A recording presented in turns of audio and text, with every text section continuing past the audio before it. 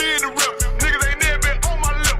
They must got the wrong impression. All my fears and salute my Lord. I took my check. Go through all this just to drop my sword. That shit out the question.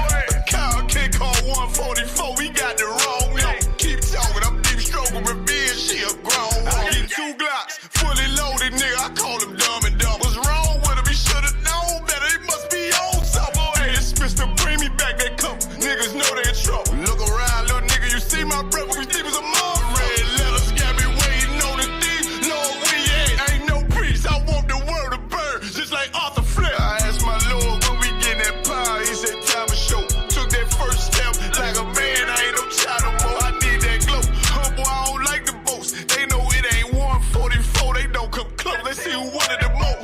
I'm from a city where they blitz. They'll rob you quick. Ask a God out DC about that shit. We both came up with trick. I remember when I was lost and on the wrong path. Lies that I told my mother, lies that I told my dad. Remember I walked in the house, he seen all the stress on my head. Called you about that robbery after school, I knew what I did. Victim of peer pressure all along, I guess I was scared. I saw the niggas help Miss Graham that crack, I should've killed her. I understand our oppression, when she died it was heartbreaking. About to take a trip to Newtown just to say I'm sorry, man. This the only family I gotta play to win. At least I'm for my children, so they ain't victim of they sin. Glory, cause I chased away that demon, try to take my kin. Can't taste that pleasures with a vengeance, he'll be back again. Niggas move by emotions, I'm a soldier, I can't comprehend. Just know when Satan put that pressure on him, he'll probably been.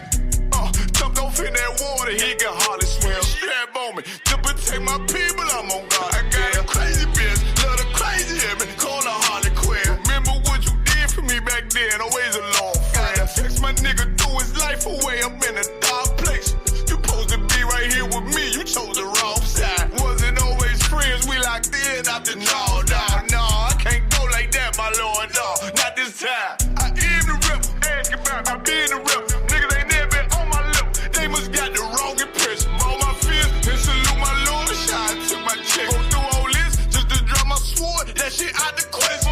Kyle can't call 144. We got the wrong note. Keep talking. I'm deep stroking revenge. She a grown. I get 2 Glocks, fully loaded, nigga. I call him dumb and dumb. What's wrong with him? He should've known better. He must be on something. Hey, it's Mr. Bring me back that cup. Niggas know they in trouble. Look around, little nigga. You see my brother? We think it was a mom. Red letters got me waiting on the thief. Lord, we ain't no priest. I want the world to burn, just like Arthur Flip. I'm trying to start this fire, but I'll be patient, Lord, I'll be still. My enemy took a turn for the worst. That shit gave me chill. Certified property, A1 West, he don't fit the bill. On the call, cause next season we're at soldier circle on the field. I said we gon' teach him all to run. We gon' teach him all to kill him. If you can't go to him alone, then you ain't in this shit for real. You get them orders, what you do, how you keep your cool, how you find the truth. I said some niggas told me some real shit. When YAHANNA said God ain't 50-50, he revealed. Then Muhammad said you had these little things, you get to kill shit. I was lost, I thank the Lord, he put that zeal on me later.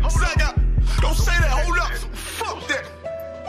I thank the Lord, he put that zeal on me later. So I got niggas up on Willow Road that still owe me a favor. It was a nigga up on Fair Roads putting me on case. Shit, I know a nigga up on Stain Road that shoot nice like little baby. Could've went crazy, you think you the one with trauma, huh? Nigga, please, I was with them boys in the hood, just like Jordan did some shit I ain't gon' never tell. Ones that know it's God in me. Why I get that mercy, Lord? Don't know why you guarded me.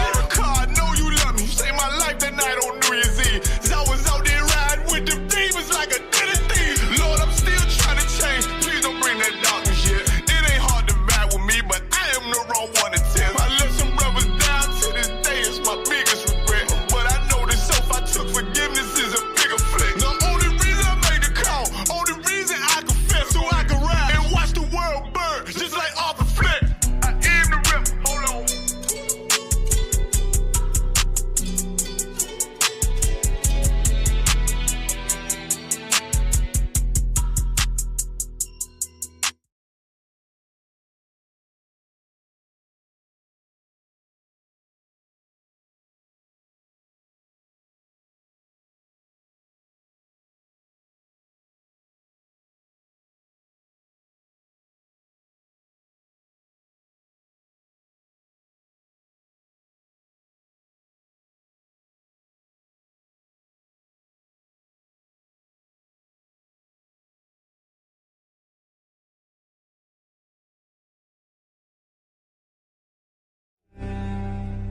I will cause breath to enter into you, and ye shall live.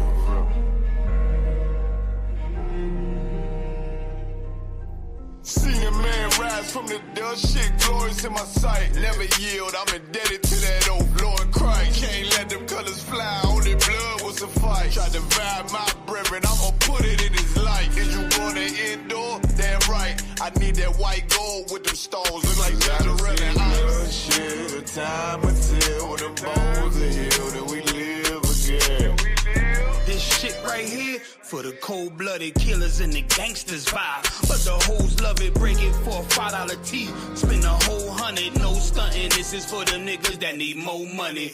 I done stopped the rebel from putting several in the casket. He throwing everybody involved if I ask it. So don't make me get a word. I'm scared of what he might do. Don't make me build a nerve. Down in your lawn, feel like it's the beginning of the purge. Look, it's like I'm all out of options. Hard being a killer with a conscience. Ginger ale and ice with tequila talking nonsense. Cause beef ain't really no beef. Till there's no more sleep, do a drill, we do a drill. Ours Mozambique, 2 to the body, 1 to the head, fuck it, on repeat. 1 West, you know them cult leaders are on the street. Seen a man rise from the dust, shit glorious in my sight. Never yield, I'm indebted to that old Lord Christ. Can't let them colors fly, only blood will suffice. Try to divide my brethren, I'ma put it in his light. Is you going to endure? Damn right, I need that white.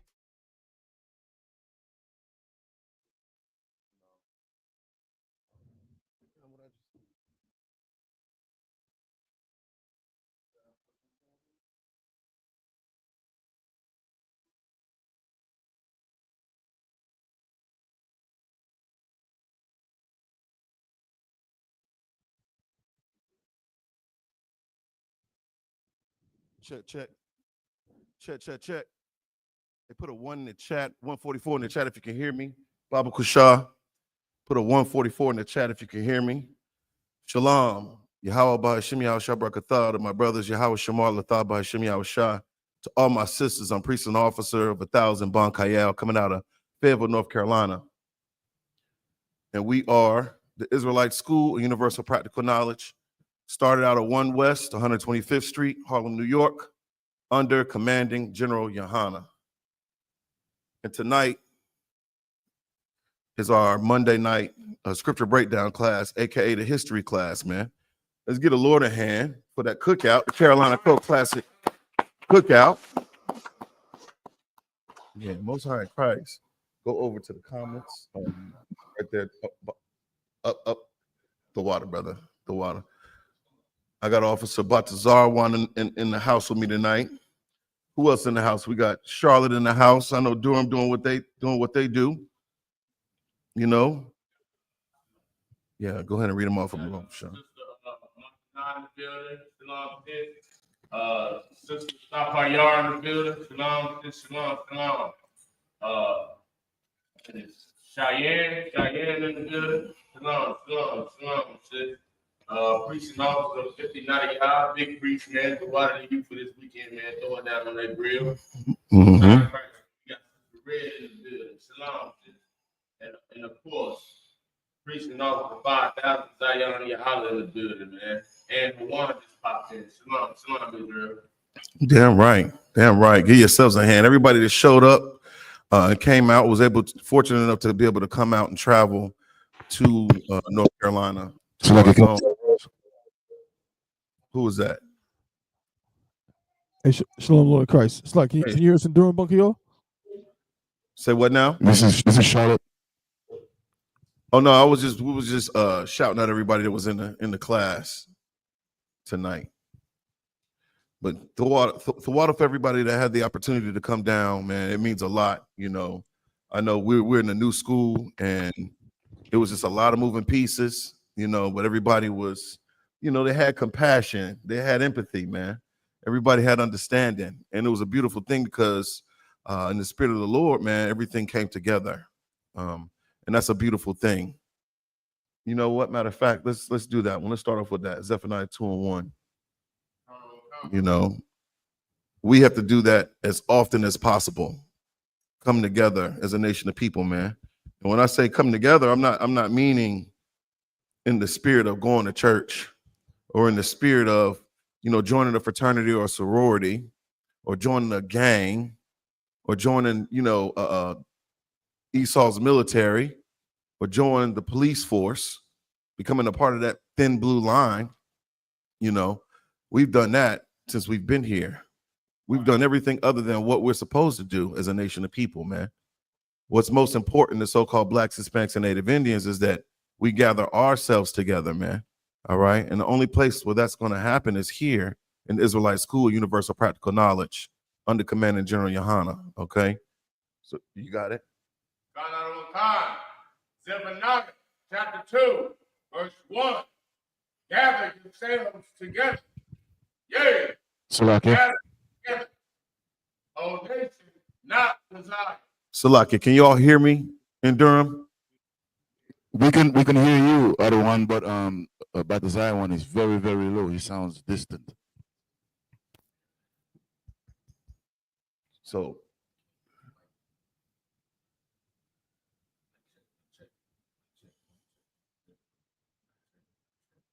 nothing coming out of there. Hey, Shalom, Yahba Shem Al Shai Barakatah. Can you hear us in Fayetteville? Khan, we can hear you. Okay, we can hear you loud and clear, sir. Mic. The wireless mic is the wireless mic.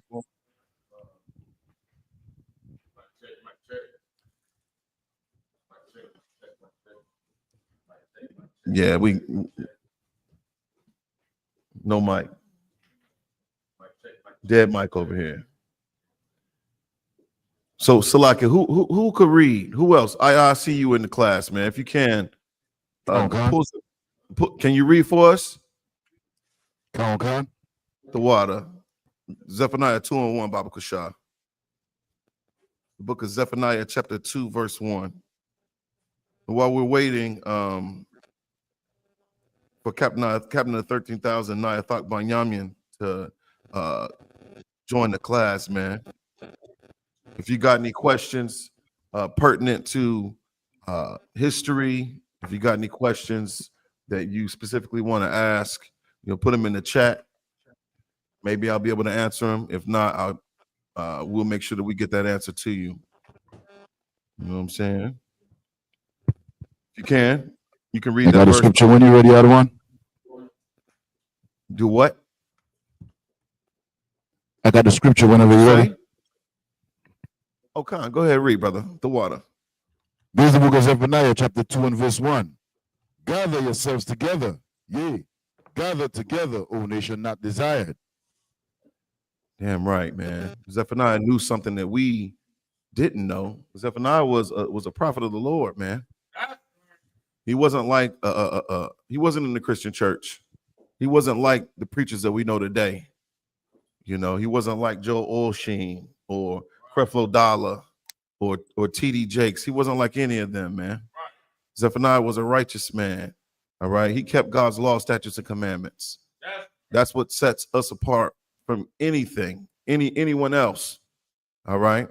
And Zephaniah knew in the spirit of the Lord that we must gather together. All right. It was very, very important. What transpired this past weekend was glorious. We didn't have any incidents. We didn't have any accidents that I know of. And that's a tremendous responsibility, ensuring the safety of everyone, man. People coming from all over the place. Who we had New York was in the building. Virginia was in the building. Yeah, South Carolina was in the building. I mean, I had a brother come all the way from California, Southern California. Texas was in the building. Officer Dawada, saw him. Shout out to that trooper, man. I think his name is Shakat. Yeah, give him a hand. Trooper Shakat, man. That brother was in North Carolina, East Coast. Can you hear me? Can you all hear me? I was going to say, go ahead, Atlanta brother. was in the building too. Oh, damn right. Atlanta Brave was in the building. Atlanta the Brave was in the building, man. And it was a beautiful thing getting to see brothers, interact and engage with their family, man. The children, this is the safest place on earth for you to raise your children, to bring your children around, man. You know, now we all know that we look out for one another. Your children are like my children, and I'm gonna treat them as such. And it was just a beautiful thing, man. You know, I'm still, you know, trying to get back into the swing of things when it comes down to routine. But this is a wonderful thing. What we were able to accomplish, you know, in the spirit of the Lord, under Commander John YAHANNA, you know, under the leadership of Captain Nayathaq, man, under Zion Ya'ala, all the other 5,000s too, man. You know, everybody put their hand to the plow this weekend, and I don't ever want us to forget, man. It's about service. It's about service. But Zion, find that scripture for me. You know, the greatest amongst you. Read that verse one more time for me, brother. Come on. This is the book of Zephaniah, chapter 2 and verse 1. Gather yourselves together, yea, gather together, O nation not desired. Man, yeah, it's imperative. You can't be an individualite and stay at home. You come into the knowledge of the truth and realize that you are God's chosen. You got to get into the fold, man. You got to come to class. If you're a brother, you have a tremendous responsibility and obligation and duty to your nation. You got to come to camp, man. You have to come to these events. We're not just throwing these cookouts for nothing.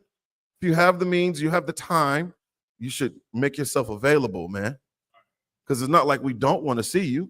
It's not like we don't want to, you know, engage in the brotherhood. It's not like we, you know, the sisters don't need to see other sisters. This is how we get stronger, man. In gathering ourselves together, all right? What scripture was that, Matthew? What? Matthew 23 and 11. The book of Matthew, chapter 23, verse 11, if you can. The book of Matthew, chapter 23 and 11. And I just wanted to talk briefly about service.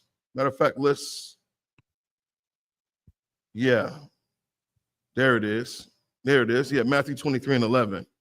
Let's hear what Jesus Christ, as we would foolishly call him in the earth, Yahweh Shah, what he has to say about, you know, service. I'm not talking about joining the service. Go ahead, brother.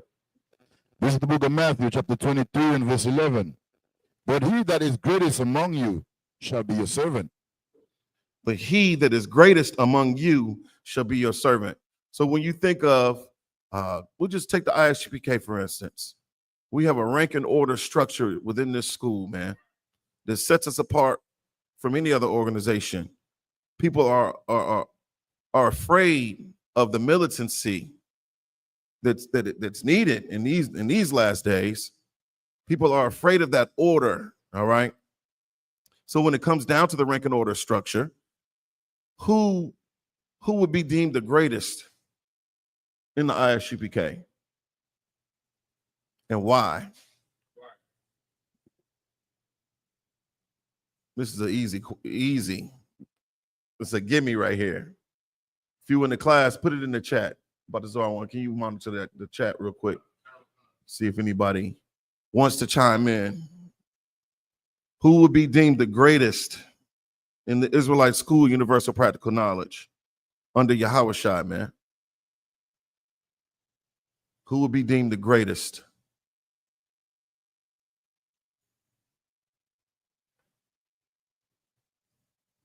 So I give it to you for time's sake. It don't take a genius to know who would be deemed the greatest in this school. Commander John YAHANNA, man. All right. And he's the greatest because of his service, man.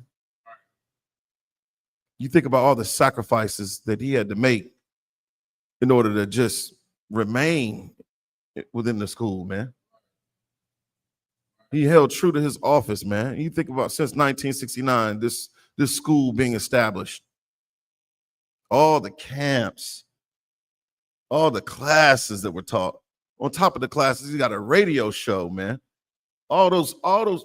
I miss that old YouTube channel, that old One West channel. It had some real jewels on there. Some real jewels on that old YouTube channel, man. Philly we got to find that. We got to bring that back. We had to get with Officer Murrah up in New York and see, because I know at one point in time he was bringing those old tapes back out. You know what I'm saying? But Christ said that he that is greatest among you shall be your servant. Who's greater than Yahushua? As far as man is concerned, no one. And that's the goal. The goal is to be what? Like Christ-like. Isn't that what you learn in the Christian church? To be more like Christ. Less of me, Lord. More of you. Pause. The goal is to be Christ-like. The reason why we follow Commander Junior Yohanna is because he follows Christ. And Christ follows the Most High. Who else is pointing you back to the old ways? Who else is pointing you back to the law, statutes, and commandments? Who else is pointing you back to keep the feast days and the high holy days? Who? Where are they doing that? In the spirit of brotherhood. Where are they doing it, man? In decency and in order. Nowhere. Nowhere outside of this school. Who else is trying to join the Mexicans, the so-called Mexicans with the so-called Negroes, the so-called Haitians? Who else is trying to rejoin black and brown, man? I don't see anybody else doing that on the earth and doing it in the spirit of righteousness. It's not happening nowhere. They're joining everyone other than Israelites to Israel.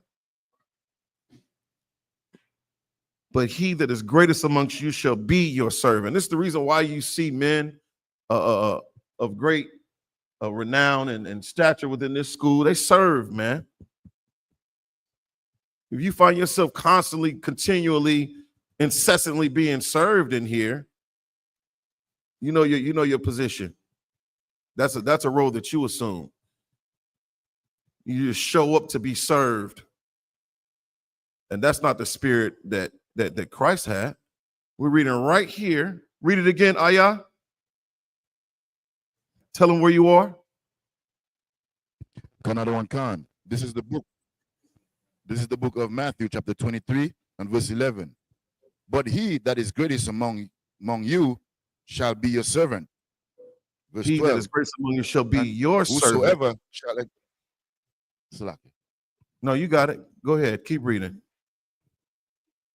Come. Verse 12. And whosoever shall exalt himself shall be abased, and he that shall humble himself shall be exalted. Man, what is that? What does that mean? What does that mean? Who exalts themselves, man? What does it mean to exalt yourself? You honor yourself. You hold yourself in high esteem. You set yourself above other brothers. You think you're better than other brothers. For what? What the hell have you done?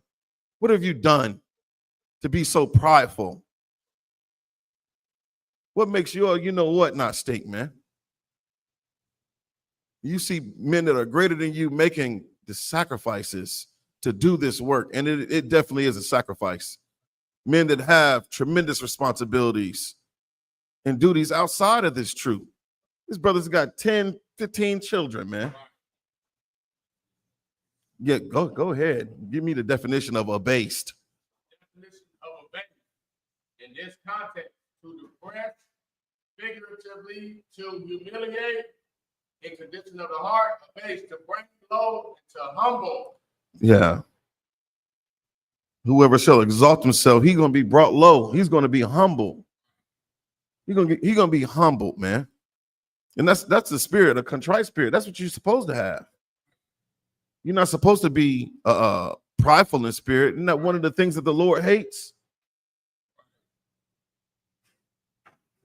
Whosoever shall exalt himself. How do you exalt yourself?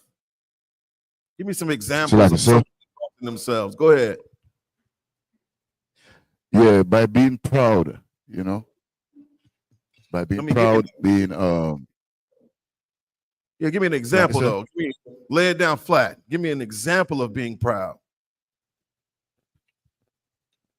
Well, I'm gonna use how the Christians do it. You know, you look at somebody on the street corner in poverty and you frown down upon them and you exalt yourself like you're better than them because you go into that mega church with $50.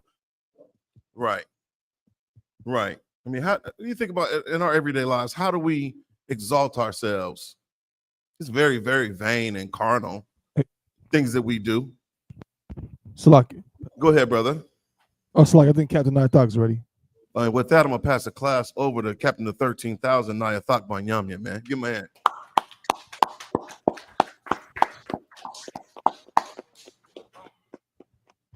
Salaki, I believe he might have stepped away for a second.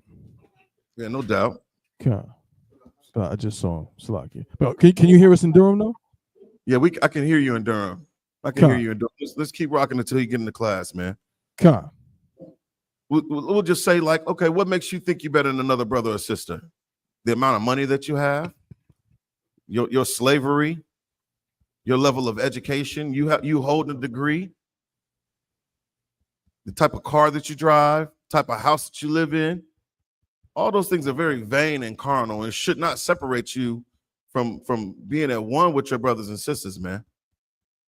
From having brotherhood. It's not. We're still not. It's a hookup. Don't worry about it. We'll get it situated. Whosoever shall exalt himself shall be abased. You're going to be brought low because of your pride, because you honor yourself. You're a great man in here when you honor other men. This is the reason why we say under commanding General YAHANNA. This is the reason why we always deflect to our camp leader. We always deflect to the men above me. When we send a message out, Salakia, if I may, Salakia to the men above me. Are we having some connectivity issues? Yeah, it's all good. And it says, and he that shall humble himself shall be exalted. Yeah, when you have all those things, all those, there's nothing wrong with having nice things. There's nothing wrong with, being educated. There's nothing wrong with driving a nice car and wearing nice clothing. But those things cannot make you, those things aren't the things that make you who you are, man. You got a precept. Go ahead. Let's hear it. Precept. 1 Peter 5:5. Likewise, ye younger, submit yourselves unto the elder. Yet all of you be subject one to another, and be clothed with humility. For God resisteth the proud and giveth grace to the humble. Good night. Give him a hand. That's a good precept there. That boy been studying. So likewise, ye younger, submit yourselves unto the elder, man. When you come into the school, you come as a child, man. You have to be childlike because you don't know a damn thing. You don't know anything. You have to be retaught everything. You got to be retaught how to walk, how to talk, what to eat, who to sleep with, man, who not to sleep with, how to dress. Go ahead. Oh, here we go. Can we get through this precept? No, so like you say Hebrews 5:12. Hope y'all writing these precepts down, man. Officer Batazar wanted here on fire. He's heating up. You don't know nothing about that. That's NBA Jam right there. Say, yea, all of you be subject one unto another. How are you subject one unto another? We're responsible for one another, man. We are literally responsible for one another. You can't stand idly by and watch your brother, make grave mistakes through foolish decisions. You see a brother, that's out of pocket, or he's not, walking circumspect to these laws. You see a sister doing things that she shouldn't be doing. You need to go to them D&D alone, man. Check yourself. All right. That's the value of brotherhood. That's the importance of us gathering ourselves together. You just checking yourself. If you stay at home, you by yourself all the damn time. You don't want to come to no events. How are you subjecting yourself one to another? If you don't want to come to the Passover, you don't want to come to the feast days or the high holy days. You don't want to come to class. You don't check in. We don't see you liking, subscribing, commenting on any of the social media. How are you going to be in the city and you don't follow the city that you're in? Make that make sense. That's right. and be clothed with humility. It's intensely imperative that you are humble, man. That's your garment. That's your covering, to be humble, not to be exalted, not to be prideful and think you're something when you absolutely nothing. Hey, Shalom, Lord Christ, what's up? Yeah, we got to be clothed with humility. Why? It says, "For the Most High resisteth the proud." The Most High, like he doesn't hear sinners' prayers, he resisteth the proud. You setting yourself up for failure with that foolish pride, man. Foolishness and pride go hand in hand. Now, when we talk about pride, there's a duality to it. We're not talking about the carnality of being prideful, because you being an Israelite, that's something to be proud of. That's something to literally take pride in being an Israelite, recognizing what your ethnic origin, what your background is. You see every other nation, they're proud of being what they are. The Americans are proud of being American, even though they come from somewhere else. The Chinese man, he is proud of being a Chinese man. The East Indian, they're proud of that red dot and smelling like feces. They're proud of that. You being so-called Black, Hispanic, and Native Indian, take pride in that, man. And that's when you exalt these laws, statutes, and commandments. You hold those in high esteem. You honor this. That's a different type of pride, man. All right? And it says, "For the Most High resisteth the proud and giveth grace to the humble." What is grace? The water. I'm Gucci. What is grace? Not God is good, not God is great, God is good, and we thank him for food. No, that's not what grace is. Grace is just a very short time period for yourself to get right, man. You ever had a phone bill or a light bill, and you kind of get behind on it, and you'll call down and ask for a grace period until you can get the money together, man. You can get that money up so that you can pay that bill, so you can make everything right. If you're prideful, why would you give someone that's prideful any type of grace? You call down there being big, bad, and bold on the phone. Oh, Salakia. And with that, I'm going to pass the class off to Captain of 13,000 Nayathaq, man. Yeah, man. Hey, Shalom Akim. You have a shirk thumb. You know what I mean? Give yourselves a hand. I know you're all exhausted. You know what I mean? Give yourselves a hand. You know what I mean? To all the sisters, all the brothers, you know what I mean, that help out, you know what I mean, host the first cookout for the season. You understand? The next one on the list is Chicago. Chicago, I believe, is the July what? I forget what it is. If it's July 31st to the 3rd out of one? 31st to the 3rd, right? Of August. You know what I mean? So y'all prepare yourself. You know what I mean? Let's go support Chicago. You know what I mean? Yeah, right. With their cookout also too. You know what I mean? You know what I mean? Y'all should, you know what I mean, be proud of what you'll, you know what I mean, accomplish here with this cookout. You know what I mean? Lord will we get some more. You know what I mean? And push on.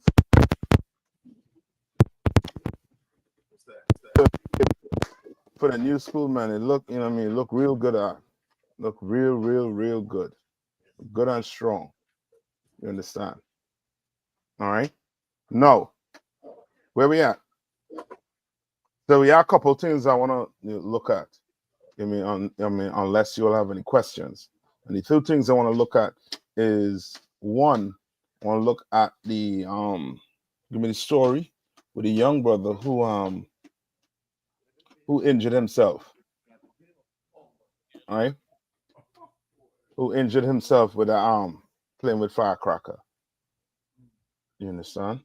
And then give me and we go into those flood. You all saw the flood that took place in I think is in Texas. Okay. Right. I want the city it took place in, and Tabo wants to give me the demographic. All right. Okay. and what they're saying about it. I believe they're trying to pass the blame off of on Doge for how they got the certain cities and state or federal, certain federal jobs. And I think the meteorologists positions on them for different cities get hit hard with it too. All right. So you get into all of that. Now, any questions? You all have any questions?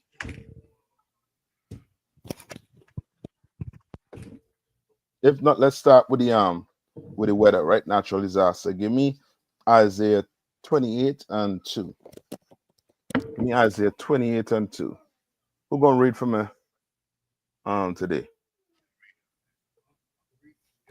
Shalaka, sir. Mm-hmm. As a if you would like, I could read. Okay. The young man there? Young man Okay. G.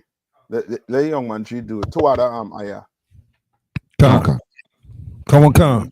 It's the book of Isaiah, chapter 28 and verse 2. Mm-hmm.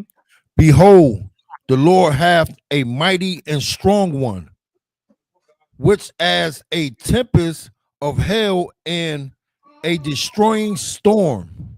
Right. Now, remember what the Bible say about the Lord. The Lord wants to do what for his people? He wants to do what? What's it myth? Salakia, sir. Mm-hmm. He wants us to be placed in the rulership role. You correct. But what's the myth they have on the Lord when it comes to the Most High power? What's the myth? That he loves everybody. Yeah, that's the myth. That he loves everybody. You understand? But when you open the Bible, it contradicts what the oppressor say, what your Christian pastor say. All right? It contradicts it. Why? Because you celebrate the Passover. And the Passover is about the unaliving of who? Of your enemies. The Egyptians at that time. Like today. Who are your enemies today?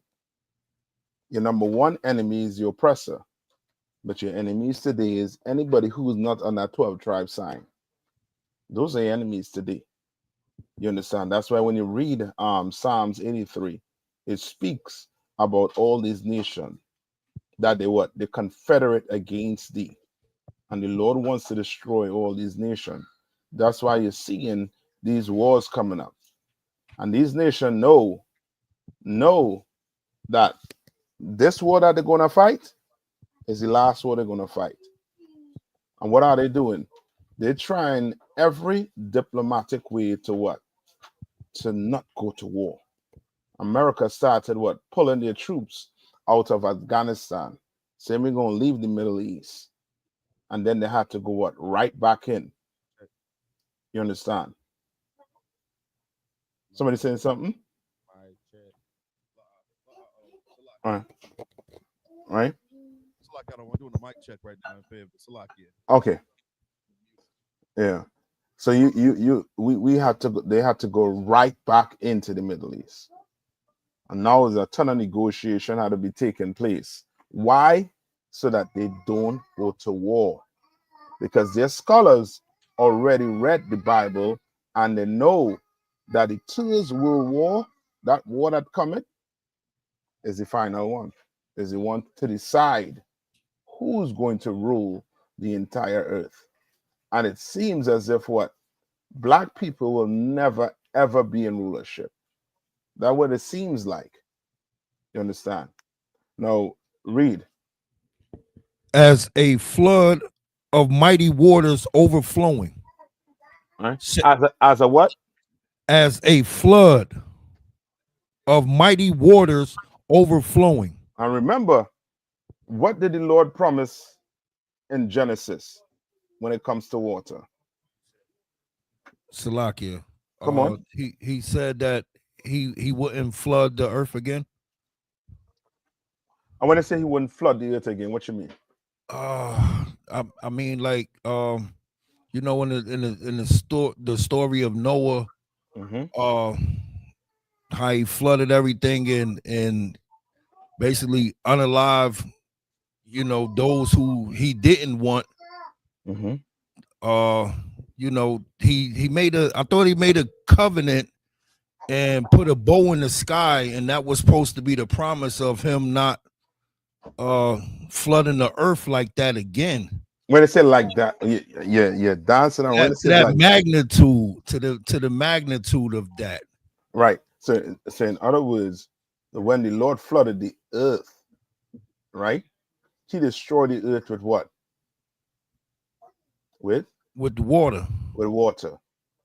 Right? The entire earth. That's why he told Noah to go get what? 2 animals, right?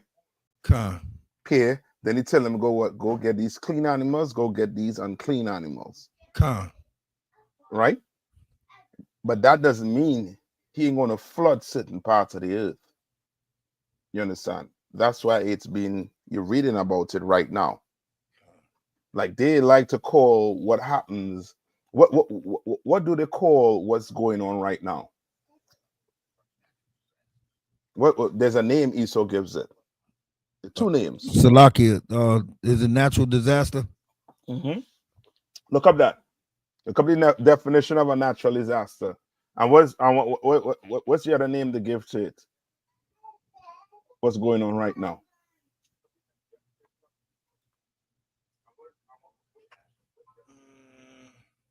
Come on.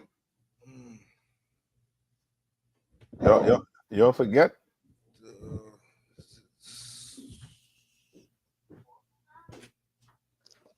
Salakia, I don't. Is it global warming?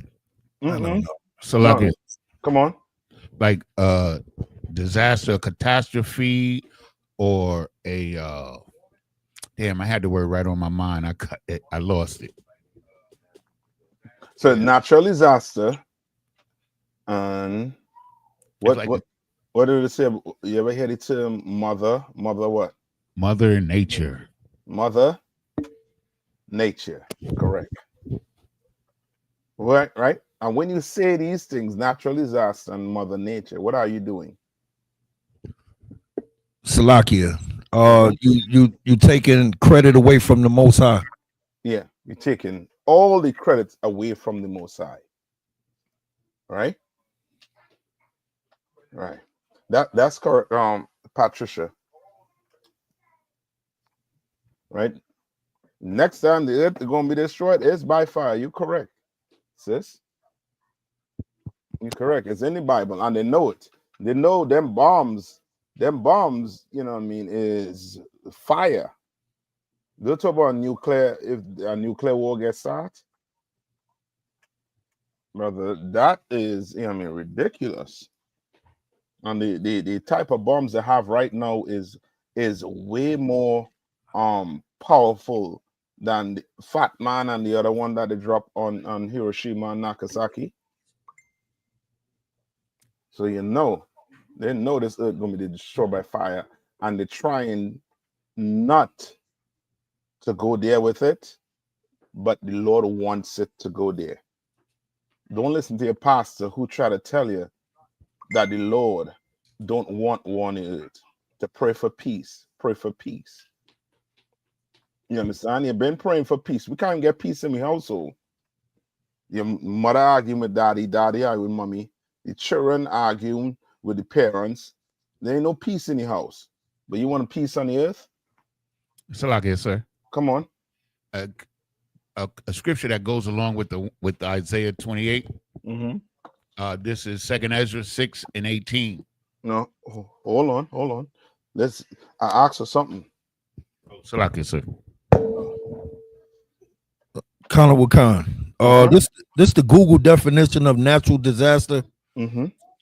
A natural event such as a flood, earthquake, or hurricane that causes great damage or loss of life. Right. So then, in no way they're saying this is likened to what? This is from the Lord. In no way. They're saying. Right? They're taking that away. But I'll let you know it's what? Read it one more time. A natural event such as a flood, earthquake, or hurricane that causes great damage or loss of life. Good.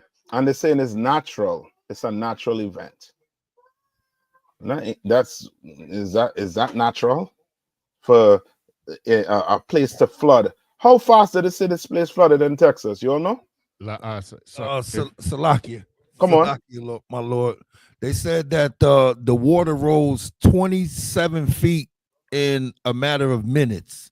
In 45 minutes, correct. And Salakia also, sir, they said that they got 3 months of rain in like 2 hours. Yeah. Yeah. And how much you all know they had to rescue some people in Durham recently? Yeah, look that up. Look that up. The Lord trying to, show us signs. You know what I mean? But we drunk, with these philosophy of these religions. We drunk with it. You understand? And we depending, and Esau has this nation so locked in. And when I say locked in, meaning it's almost to the point where they take over from your leaders. All right? And when I say they take over from your leaders, what do I mean? What are your leaders supposed to do? So, like I said, when it comes to the nation, if I may, sir, their first responsibility is to protect the people. Right. And how would they protect the people? How would your leader protect the people? Well, a righteous leader would lean on the word of the Lord in I.S.U.P.K. But in the world, they're going to watch the weather forecast and, presume that everything is going to be all right until the last minute. Okay, I'll take that. We got to give me a little more. Wait, what's your leader supposed to do? Come on, Kowal. Warn the people. That's it. That's what I'm looking for. Warn the people. And I'm looking for protect. And how do you protect your people? By warning them of the power the Lord have. You understand? Warning them that the Lord don't play. You understand? Like you as a black leader, you are supposed to go up there like what we do on the weekends and throughout the whole entire week by what? Warning our people. If we don't obey God, we will be caught up in these disasters. You understand? These act of as Nayathaq say, an act of God. You understand? We caught up in. So now Esau, he uses his what to claim that he protecting people, but he's actually hiding you or hiding the Lord work, and then taking and then telling you it's a natural disaster or Mother Nature. Give me Mother Nature first. Who Mother Nature for me?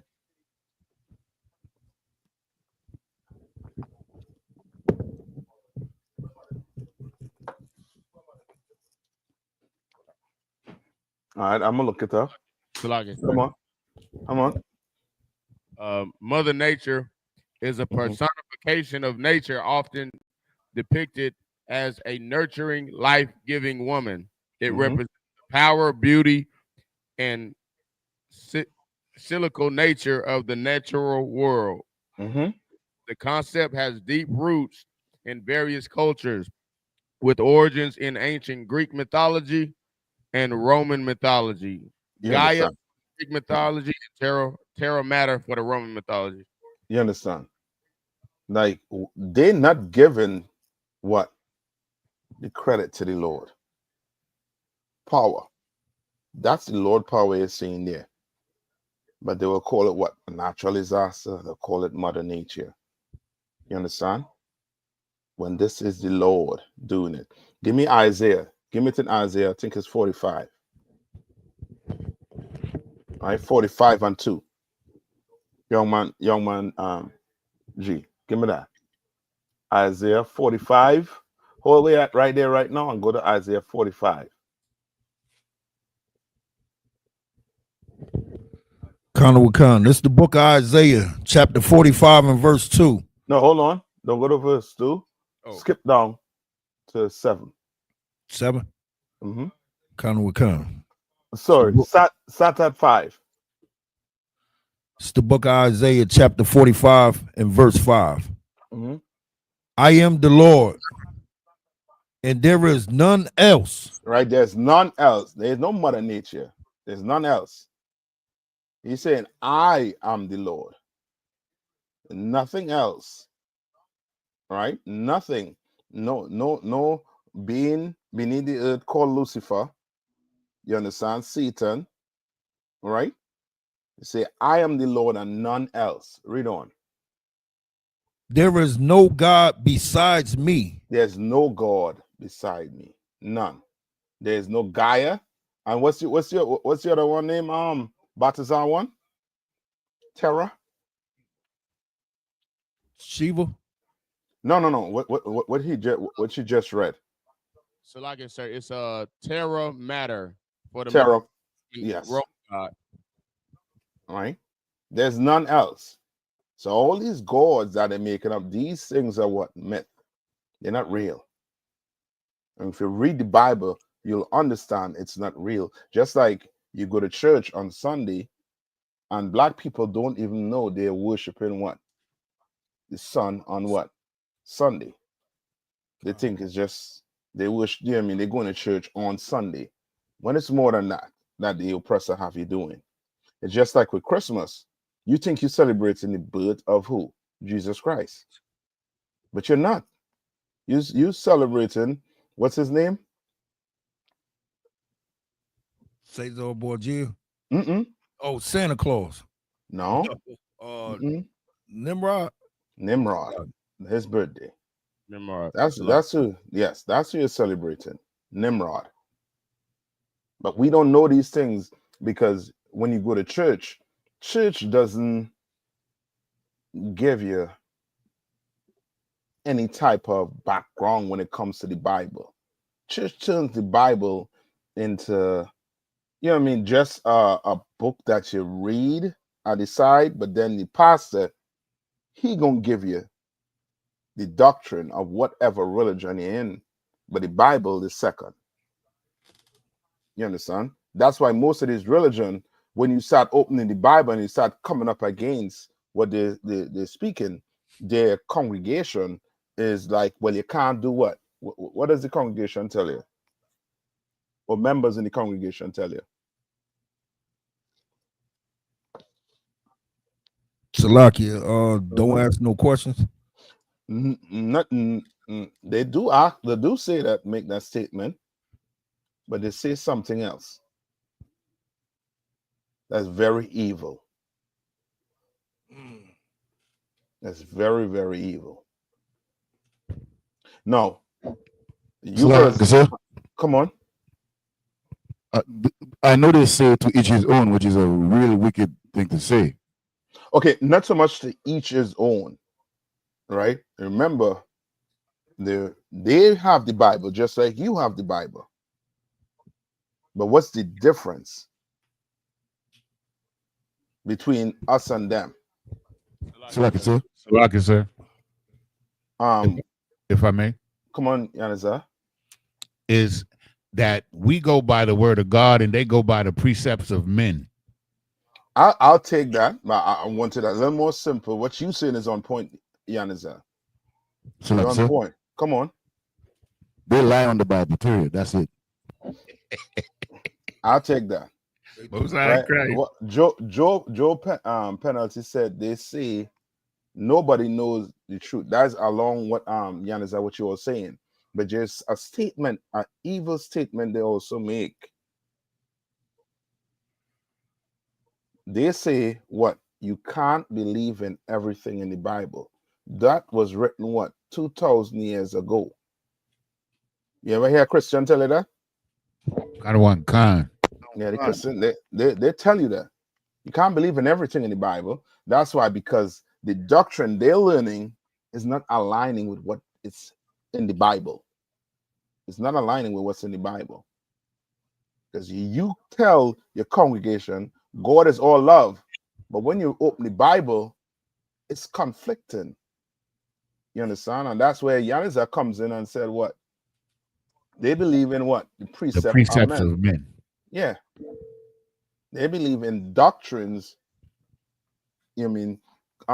concocted by men. They believe in religion. And the Bible ain't about that. You understand? Is either it's going to be is the truth or what? A lie. Black or white. There's nothing in between when it comes with the Lord. The Lord calls that what? In between, he calls it what? What does the Lord call it? Come on. Lukewarm. Lukewarm. You understand? Lukewarm. You understand? All right. Now, somebody holding something for me. So we got natural disaster. We got Mother Nature, right? Now, skip to I think Isaiah 45, right? Come. Right. Read that last part of 5. I guarded thee, though thou hast not known me. He what?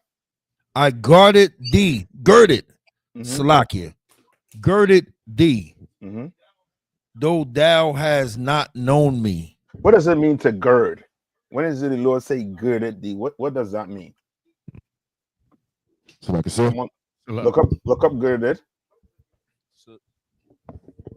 Protect you. Hold on. Come on. To cover. Right. You understand? As I saying, protect. The Lord done gird you. Right? How did the Lord gird you? What did the Lord gird you with? Do not say the blood of Jesus. All right. Don't say that. But come on. Come on. That's funny. The Lord gave us the law, statutes, and commandments, and what we should and shouldn't do, and to be separated from the other nations. Yes. He tell you who to marry. He tell you who not to marry. You understand? The Lord tell you what to eat, what not to eat. The Lord tell you how to cut your hair, how to, how to separate yourself from these heathens. Remember, as the simple thing as circumcision. Do you all know what the medical field is saying about circumcision right now? So like, sir. Come on. I believe you said the medical what, sir? What the medical field is saying, that like the prophet in having your son circumcised. Okay, so like, so I'm not sure what the medical field is saying, but I do know that there's a lot of controversy around it. I know that some people are saying it's mutilation. That is wrong. Yes. You know, you shouldn't do it, but I'm not sure what the medical field is saying. So like, sir. Right. So look at come on. So like out of water. They got some pros and cons. It says it can prevent foreskin infections and phimosis condition. Salakia. A condition where the foreskin cannot be pulled back. Circumcision can lead to a lower risk of some sexually transmitted infections, including HIV. Yes. However, it is much less effective against the STIs of sexually transmitted infections common in the U.S. The HIV risk reduction is minimal. Salakia. Right. Well, you all know that the white man was paying for them Africans to get circumcised because of all the AIDS that was spreading. You understand? In Africa, they were doing all the. You go look it up and see what was the big uproar with America pulling aid. I mean, one of them is that surgery of circumcision. You understand? Like the Lord know what He's doing when He deals with us. Like He's totally separating us from them. Totally. And those laws that we have, it separates us from these other nations. Give me that in Deuteronomy. I think it's Deuteronomy 4 and 6. Deuteronomy 4 and 6. Like these scriptures, don't take it for granted. Though it seems what the Bible what we call milk. Your everyday Christian, you know what I mean? They what I call it, lactose intolerant. You understand? They can't take this milk. They can't take it. You understand? You know what I mean? They will have verbal diarrhea dealing with these milk scriptures are. You understand?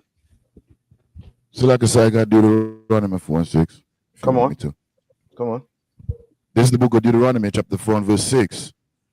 Keep therefore and do them, for this is your wisdom and your understanding in the sight of the nations. Mm-hmm. Read on. Which shall hear all these statutes and say, surely this great nation is a wise and understanding people. And that's it.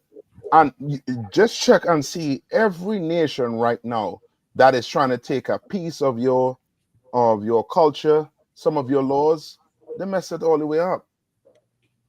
You understand? These Arabs talking about they're going to get a virgin and taking what? A 9-year-old. Go talk to Muhammad. You understand? When that ain't you taking, you know what I mean? That is what we call what? That's what? That's abuse, child abuse. You understand? They said the woman should dress modest, and now they take what? The hijab and everything and cover the face. Everything. The whole thing. Mess the whole thing up. You understand? And then they'll talk about the so-called oppressor. He takes your way of life, your culture, in which the Lord separates you from certain nation, and now he's doing what? He's killing babies, unaliving babies, unaliving, you know what I mean, women. You understand? Willfully. Right? And then quoting scripture about Amalek. You understand? Like they take it and they go totally left field with it. But these laws, if we do it, these other nations gonna be like, this is a wise and understanding nation. You understand? Just like your parents, just like your uncles and aunts. After a while, you saying the truth, and they start to watch you grow. You know what I mean, and blossom into, you know what I mean, as a beautiful sister in the truth. You understand? A mighty warrior in the truth.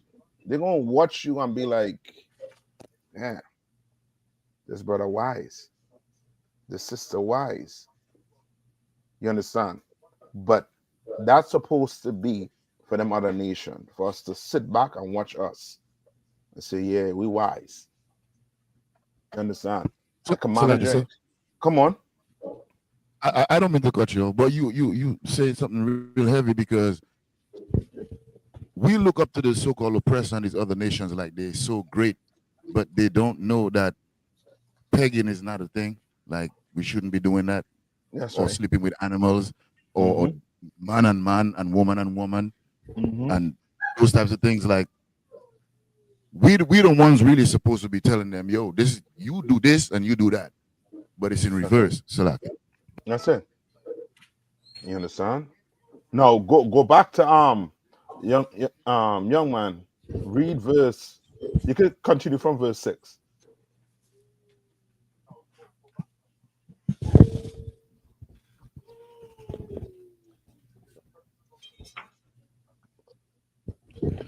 Khan. This book of Isaiah, chapter 45 and verse 6. That they may know from the rising of the sun and from the west that there is none besides me. There's what? There is none besides me. There's none beside the Lord. You understand? We the nation that serve what? One God. We're not like the Romans and the Greek that have tons of different gods.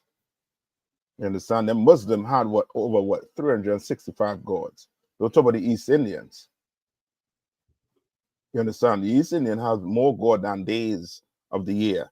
You understand? And then you have the Chinese who believe in what? Buddha. The Asians.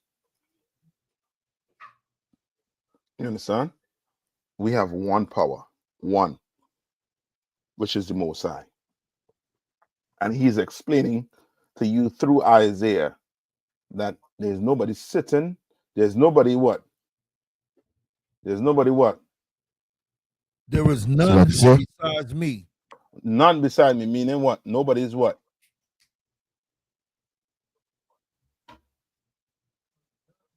There's no what? There's no one else. So like I said, Come on. there's no one with him, meaning there's no one above him, no one equal to him. He's the ultimate power. That's it. Okay, so when Christians bring in Satan, what are they trying to say Satan Salakia. is to the Lord? Come on. They saying that he's equal to the Lord. Like he fought the Lord and just so happened to lose. Salakia. Okay. Salakia, sir. Come on. That he's an adversary to the Most High God. Meaning what? Okay, just An think. enemy. Okay, yes, you're correct. But think this. That's what the Christians say, correct. Okay. You have different food outlets, right? Yeah, KFC. Let's take KFC and Burger King, right? If Burger King says, or let me use Chick-fil-A. Chick-fil-A say there's no one else that sells chicken like me. What are they saying? Salakia. Uh-huh. They're saying that they're the best. And that there's what? And there's no competition. There's no one equal or even that's close. That's it. There's nobody competing for position of being God. There's no competition. You understand? Right. None whatsoever. He's saying there's none beside me. Ain't nobody fighting. Ain't no Hades and whatever other Greek god, and they fighting for dominance over the earth. Ain't no Satan and ain't no Most High power, and now they're fighting for dominance over the earth. There's none beside me. There's no competition. You understand? So like, come on. So like that's heavy right there. And if you look at it like from just a black or so-called black standpoint, that's some real nigga shit. He said they ain't messing with me. They ain't, Mm-hmm.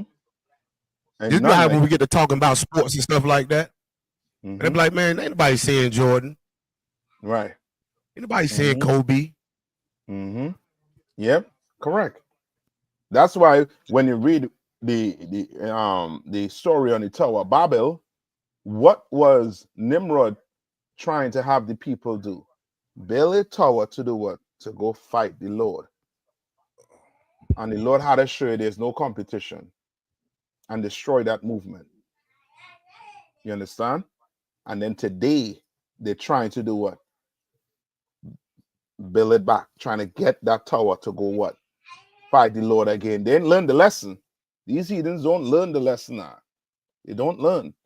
You understand? Black people know when they see something, they know by instinct, by nature, that is the Lord.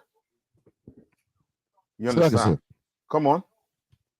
I have a question on topic. Mm-hmm. So, would you say that the heathens, because they have done so much evil on the earth and they have gotten away with it for so long, and they know who we are, the Lord's chosen people, and we are not able to come out of the darkness that we are in, quote unquote, they have the churches, they have all this religion. You think that as a result of that, they just think like, you know what? I don't even really believe that these people are this is what's gonna happen to them. I don't believe that nobody's gonna crack the sky. So to hell with that, we're gonna go ahead and do what we do, exalt ourselves, and where we end up, we end up. Is that a safe statement to make, Salaki? Okay, yes, it's somewhat on it. And the precept that I want is going to hit the nail on the head. And you all know what precept am I going to ask for?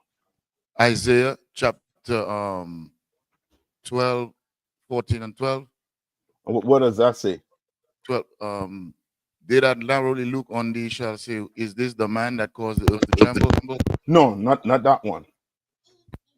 Come on. Not that one. There's one where I think is an Ammonite told his king that if these people don't worship their God, come on. Yeah, Jude chapter 4. I'm gonna get it for you right now. So like I said. Anybody know what we're talking about?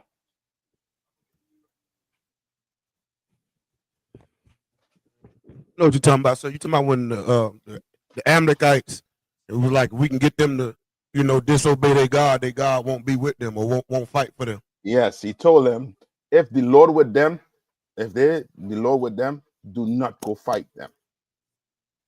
You see, you better not go fight them. You understand? These other heathens know, the Lord not with us. Why? How they know the Lord not with us as a nation? Come on. So like it, sir. Okay. Because they have gotten us to follow after every other false god in the earth. And because of that, so okay. I want you to hit it all the way home. So like it, sir. Come on, Baptist, one. They know that our God is not with us because we're not with our God. How? They know that our God's not with us because we follow their gods. Salaki. We're not Salaki, sir. We're not obedient to our God. We're not following the culture that God gave us.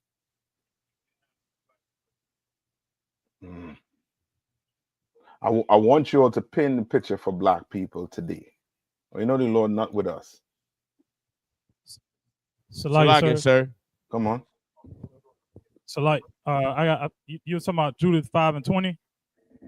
I don't think it's in Jude. Read it from me. Let me see if that's it. Yeah, that's it. Come on. Judith chapter 5 and verse 20. Now, therefore, my Lord and Governor, if there be any error against this people, and they sin God. That is it. Continue. Come on. And they sin against their God, let us consider that this shall be their ruin. And let us go up, and we shall overcome them. And that's it.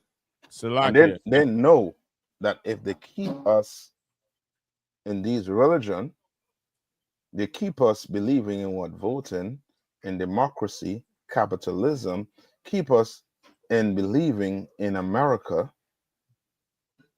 Right? Read it one more time. Come on. Book of Judith, chapter 5 and verse 20.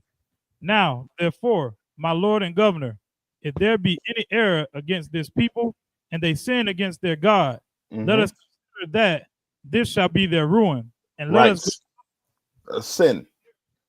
Like, for you to know what a sin is, you have to understand what? We'll have to understand. We'll have to understand. So like I said, our place with the Most High, and what he, like one of the brothers said earlier on, the culture that he gave us. No, you make it simple. What's a sin? Obey the Most High. What's a sin? So like it, sir. Come on.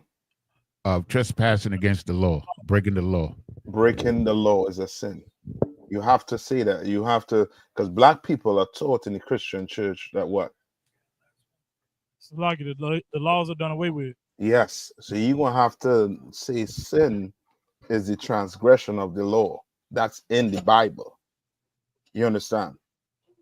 Remember what you're learning here. You want to make sure that you don't box yourself in. You want to box them in. You understand? So everything that coming out your mouth is you're going to have to be able to do what?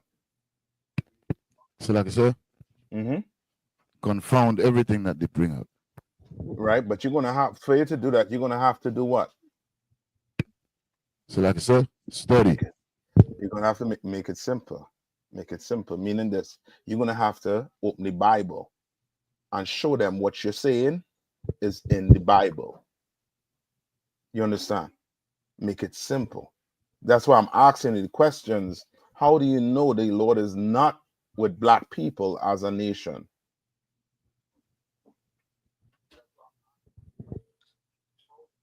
How do you know? Come on. Because we transgress the laws of God every day. Now, listen to what I'm asking. Come on. Because we suffering. That's it. Now, once you say we're suffering, now you could go into we live in the ghettos. You understand? Who protecting our women? Who protecting our kids? You understand? We there's abortion. Hold on, one minute. I think what's his name? If you remember, Salaki Batazawan, he was going to say something.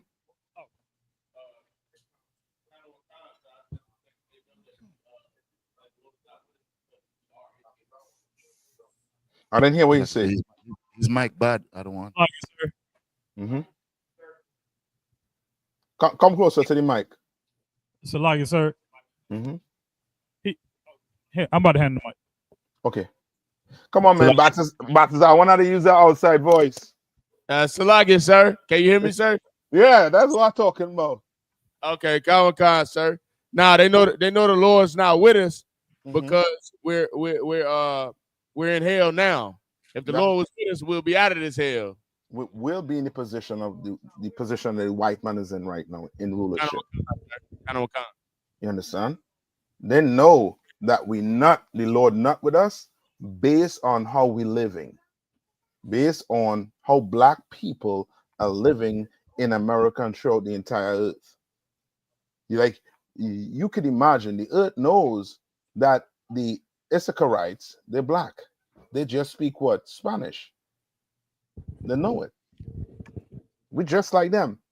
Every other nation could see the way they're treating the Latinos, the way they're treating the Native the Native, right? The First Nation people and black people is the same across the board. You understand? And when you hear black people trying to say we got treated worse than the Native Indians, that black person has no how to put it. He has no like I said, come on, compassion. Not so much compassion, but there's no link to the Native Indian being family. There's no link. You understand? When you could say, we as black people, we suffer the more than the Latinos. You don't even know the Latinos, your brothers. You don't even know that the First Nation people is your brothers. You don't know it.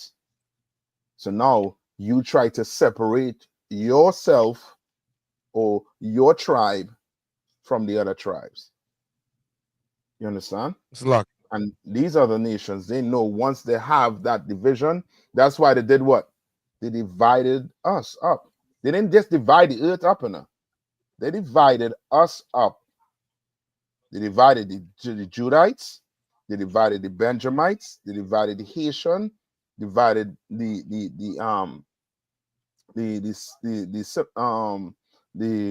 Simeon. They divided all the nations up. So now some of us speak what? Spanish. What some language we speak? Salaki, sir. Uh-huh. We got you got Spanish. Uh-huh. You got what is it, Creole? Mm-hmm. You got French. Uh-huh. And Mandarin. Patois. Yeah. So just think all the language on the earth, right? But the main ones I would say is what? Spanish, French, English, and Portuguese. The main ones on this side. You understand? But when the Lord did scatter us, what? Throughout the entire earth. But I'm talking about these four main ones that's on this side, on the west side, where we are, is French, Spanish, English, and Portuguese. You understand? Now, where in the Bible that happened? Salakia. Mm-hmm. Is it Genesis chapter 11? Tell me what. Give me it. You know what I'm talking about? Where this happened? Where did they use language? Where was language used to divide the people? Salakia. Mm-hmm. In Babel? The Tower of Babel. You think these devils don't know that language divide your people? So now, if you are brother, you speak in Spanish, and I am I learn English from the Englishman. How the hell we communicating?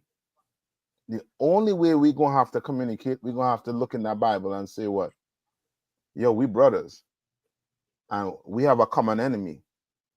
The Spaniards who are white, and then you have the Englishmen who are white. They're we enemies. And they're the ones that are dividing us as a people. That's why you have black people in America saying what? That the Issacharites, that's not our fight. Because this we're being separated by language. We're not being separated by, we're not separating. Like if you had to go on and look at how the police deal with Issacharites and how the police deal with black people, will there be a difference? There's no difference. You understand? There's no difference with how the police treat the Issacharites and the blacks. There's no difference how the American government treat the blacks and the Hispanics. There's no difference. And the Native Indians also too. There's no difference. The only difference is So that like I said, language. Come on. I don't mean to cut you off. I don't want. I don't know if you saw ICE. You know, they defrost now. You know, they went after the Haitian community and they got their tail whooped into oblivion. Salakia. Or the Haitians and them, they physically fought them. Yeah, count. Even women drag ICE agents off of their brothers and sisters. Yeah, whoop their tail. I'm telling you. Damn, somebody had to get pulled that up for me, man. I had to see that. We had to get that. Right? No, what's your brother name? Salakia. Young Man G. Come on. Yeah. So that the precept is in Genesis 11 and 9. Come on, read it. Therefore is the name of it called Babel, because the Lord did there confound the language of all the earth, and from thence did the Lord scatter them abroad upon the face of all the earth. Don't ever think your oppressor or your enemy and read your book and learn how to use it against you. It's no different than you going and do a debate against someone. When you go do a debate against someone, what do you do? What do? You had to study your enemy. Study the weakness of your enemy and zone in on that weakness. You understand? Ain't no different. Your oppressor sat down, opened the Bible, and saw where the Lord did these things and decided to what? Implement it on us as a nation. Why? Because at one time, Issachar spoke what? Hebrew. At one time, Judites, Benjamites, all 12 tribes spoke what? One language.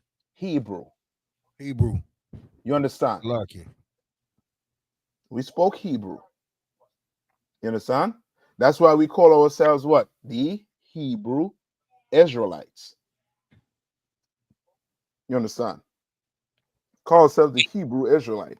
So now we reading this Bible, and now this Bible is what's going to do what? Bring the 12 tribes back together.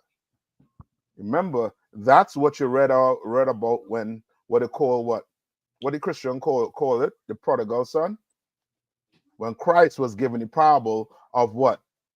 Of Israel joining together with what? Judah.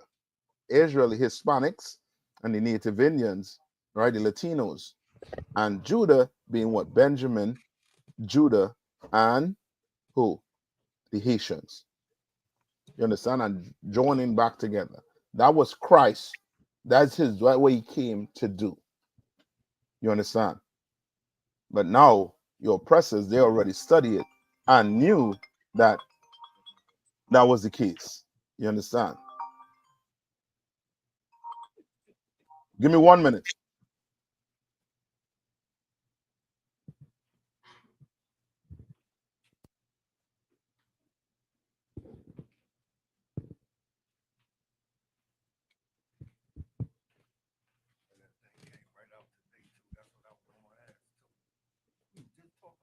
Check, check. Shout out to everybody that's in the chat. Everybody that's tuned in at home, like, share, subscribe to the page. The water for being in the class. Yeah, you know what I mean? Tawada. You know what I mean? Tawada. Thought I was growing feathers after this cookout. The chicken was delicious. You know what I mean? Was delicious. So, like you said, Come on. Damn right. Salaki, I didn't mean to interrupt you on the chicken thing. I just have the precept on what you were just talking about just now. Come with on. The nations knowing that, yeah, come on. This is the book of Jeremiah, chapter 17 and verse 4. And thou, even thyself, shall discontinue from thine heritage that I gave thee, and I will cause thee to serve thine enemies in the land which thou knowest not.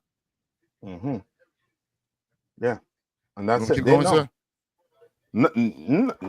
You already you said it all the same day, unless there's more. Come on. Come, for ye have kindled a fire in my anger, which shall burn forever. Salaki. Yeah, that's it. Right? And they know it. And they know all they have to do is keep on pumping that porn, keep on pumping, you know what I mean, these sports, playing these, you know what I mean, giving all these athletes a ton of money, you know what I mean, pushing a ton of money in the community, and also to buying out your leaders. You know what I mean, giving them a ton of money to have the Rolls Royces, the jets. You understand? They know it. That's all they have to do. You know what I mean? And now the Lord always, when Israel is in that type of disarray, what does the Lord do to get Israel back on track? So like I said, Come on, Yanazar. He sends a prophet.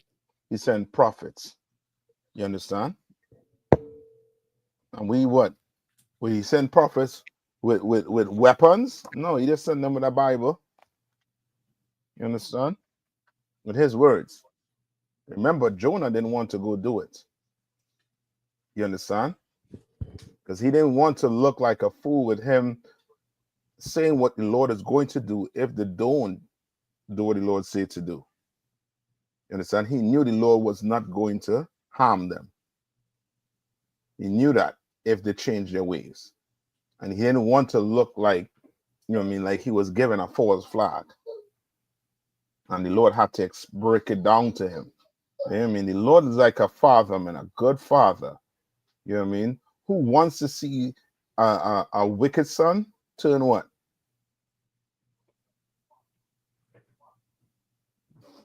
What does the Lord want? You know what I mean? Salaki, sir. Come on. He wants obedient children. He wants obedient children, correct. I'll take that. But the Lord would rather you what? Sir? Come on. Be righteous. Yes. Precept. Give me the precept in Isaiah. You know what I'm talking about? Isaiah 18. Or I think it's, hold on. Let's see, it's 23. I got Psalms. No, but there's one in Isaiah where he tells you, where he says he would rather, I don't know if it's Isaiah or what, it's in the Old Testament. He would rather you change from a wickedness. Like the Lord does not want to unalive you.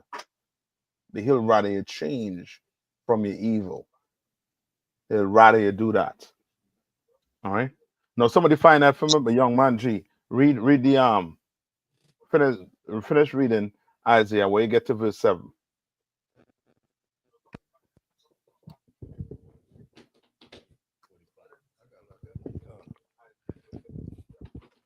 Kind of the bottom of 6 was it say I am the Lord and there is none else.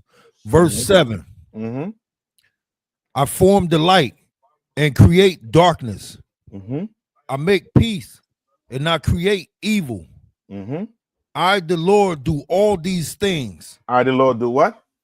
All these things. The Lord do all these things. So don't think when you see a flooding and people dying, it's Mother Nature. It's Satan. It's not. It's the Lord judgment being put on this earth. You understand? It's no different than you seeing a brother with his hands. You seen a picture with a brother with his hand, you understand, blown off.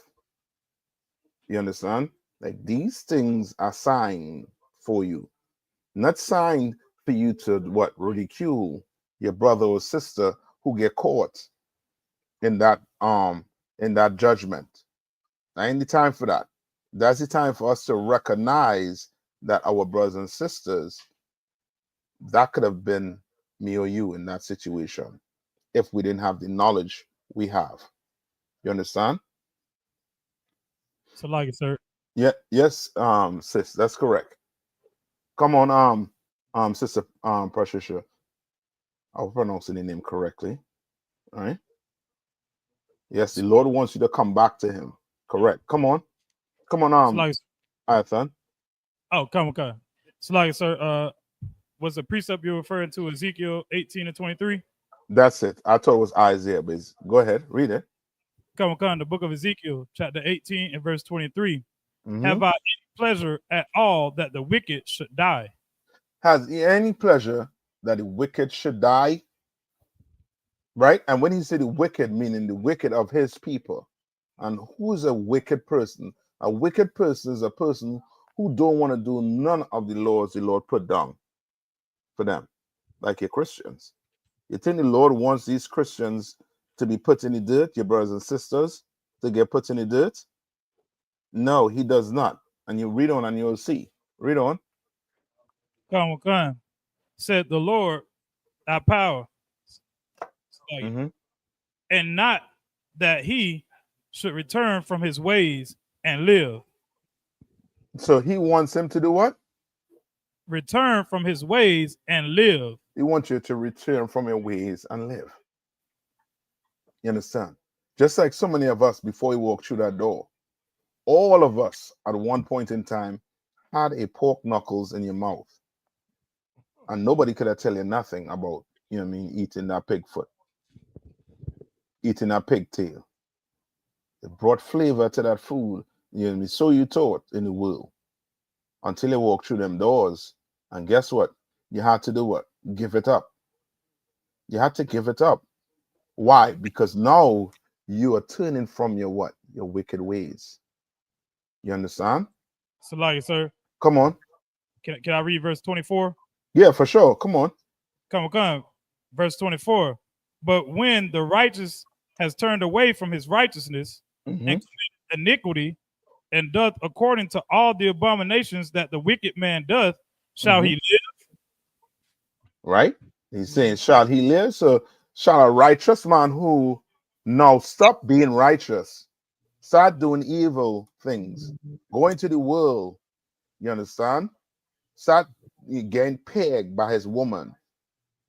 Shall what? Shall he live? Because if he lives, guess what's going to happen? You got a lot of men getting what? Pegged. The Lord ain't having that.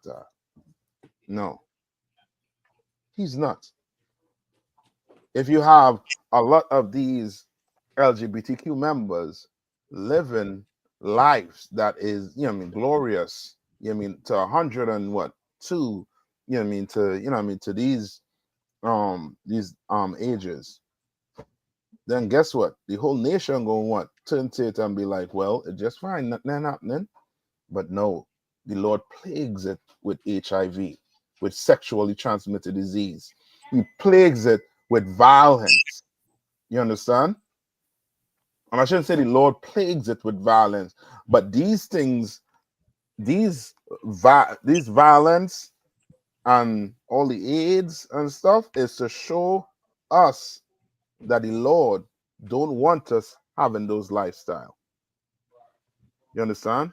The Lord give you cancer from smoking because he wants you to know that smoking is what? Wrong. He wants you to know it. He wants you to see that when you go marry another a woman from another nation, or a sister go marry a man from another nation, he wants examples like OJ. He wants examples like Tiger Woods. Give me some more examples. Lamar Odom. So like I said. Yeah. He want good. He want examples like Martin Luther King. You want examples. So now you could run down, brother, it ain't right to go get, you know what I mean, better you go get a sister. You understand? She will understand, you know what I mean, the problems that come up in your nation, in your culture. She will understand it. You understand? You get another nation, they don't understand black people culture. They don't understand, you know what I mean, what we go through as a people, as a nation. They don't have that empathy, that's, you know what I mean, that compassion that your people would have when they see the cops done, you know what I mean, commit a crime against a brother. You with some heathens, they're gonna tell you why you didn't just listen to the cops. You with some white woman or some white man, you know what I mean, or some African or some Chinese, they'll be like, you know what I mean, it will be, they will be non-sympathetic to what's going on to your people.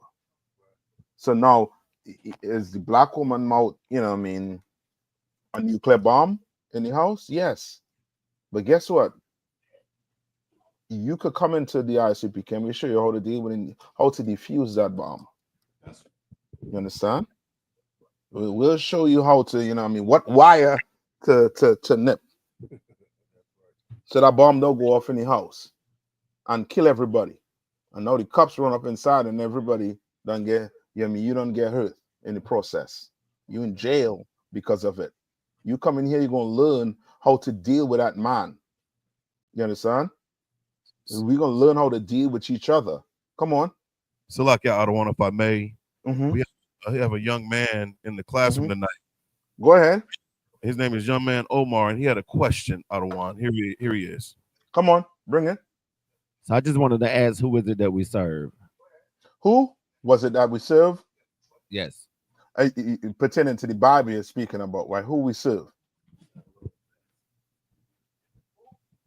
That's the question he's asking, right? Can you hear me now? Yeah. Mm-hmm. So I was asking, who was it that we serve? According to the Bible, we serve the Most High Power. All right. Go to where Christ said it, where he spoke about him. If you have seen me, you've seen the Father. All right. Okay. Somebody find that for me. Find them scriptures where Christ was saying that he is doing the job from the man that sent him, who is the Most High Power. That's who we serve. We serve the Most High Power. You understand? We follow Christ. Why do we follow Christ? Because Christ served the Most High Power. And he came down on earth as a man in the flesh to show us how to do it. That's why they call him what? The Son of what? God. Because he was the closest thing to the Most High Power. Because he did everything the Most High said. Anybody have it for me? But Balthazar one, you get it and read it. You hear me? Yeah, I can hear you. Come on.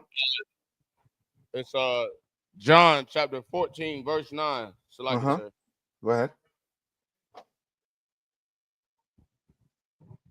So like I say, it says, Jesus said unto him, have I been so long time with you, and yet hast thou not known me, Philip?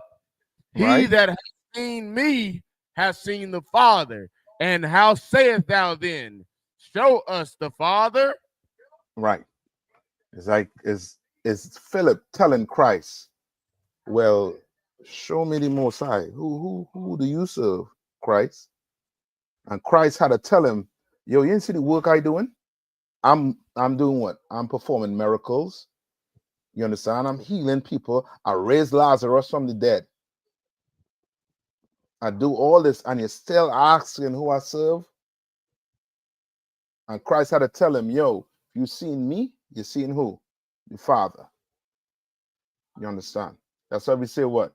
Use this precept to also show that what? God is a what? A black man just like me and you. Christ is what? Black. The angel's black. You understand? Right?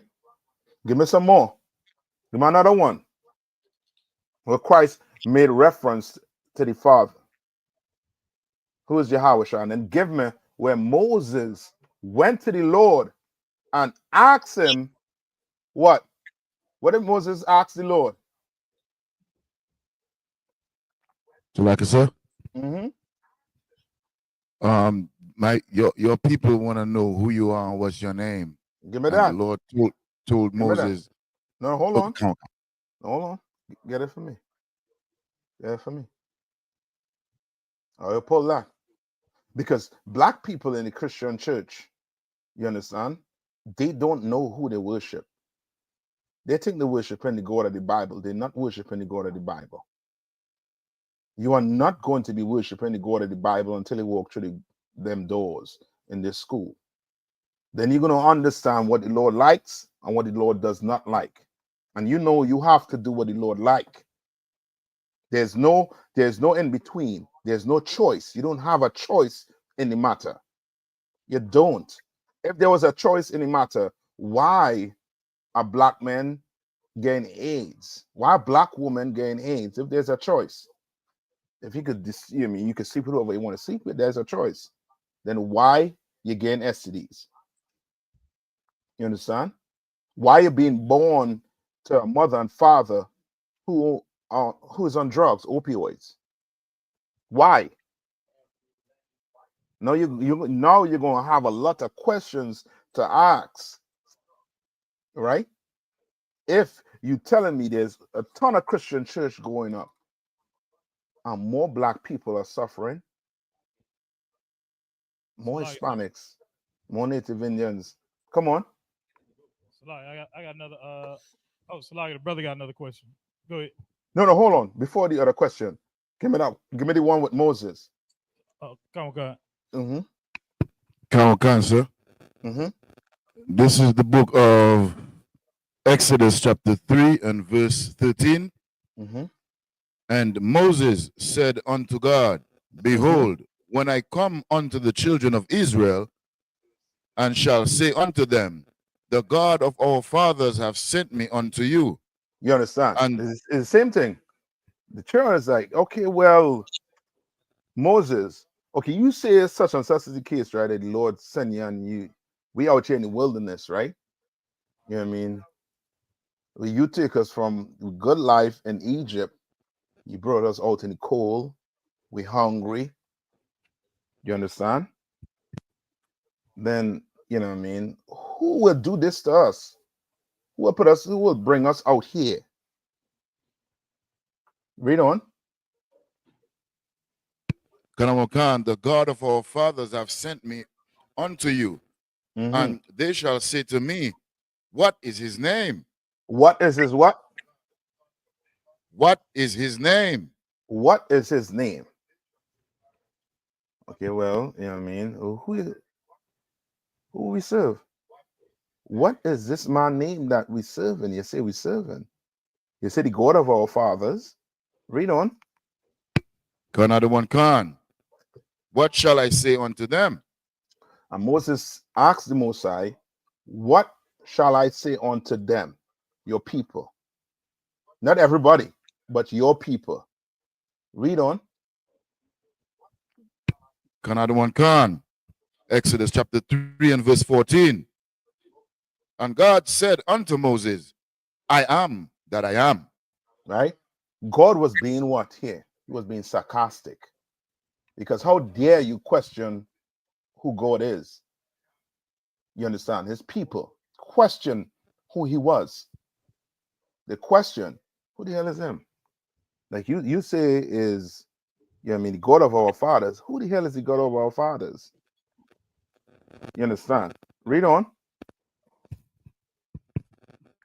Another one, Khan. I am that I am.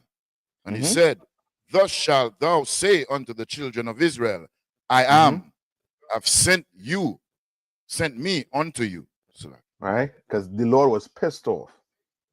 The Lord just free you from your enemy.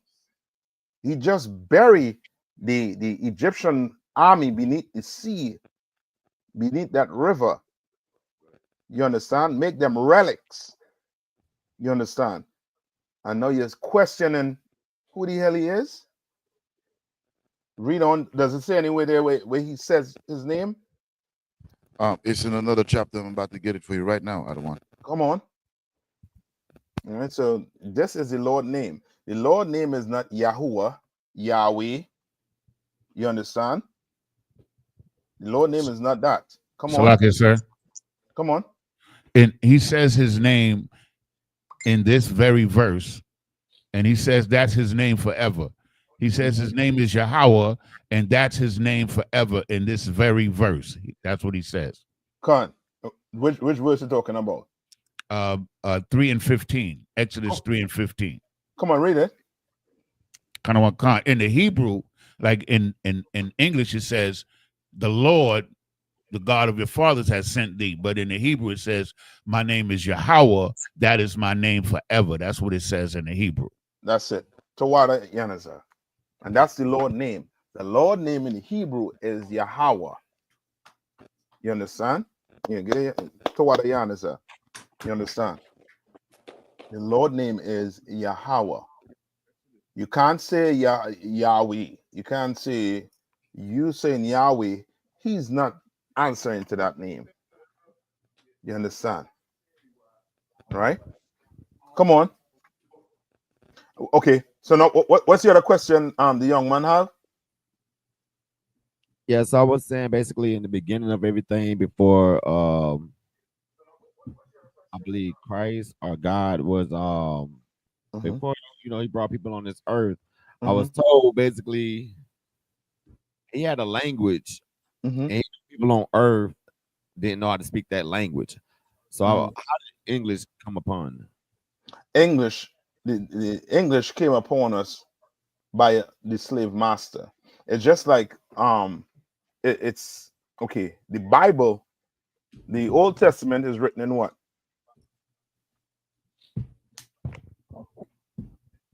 So like I said, in Hebrew. In Hebrew. And the New Testament is written in what? Greek. In Greek. Right? Now, language, where did language came about?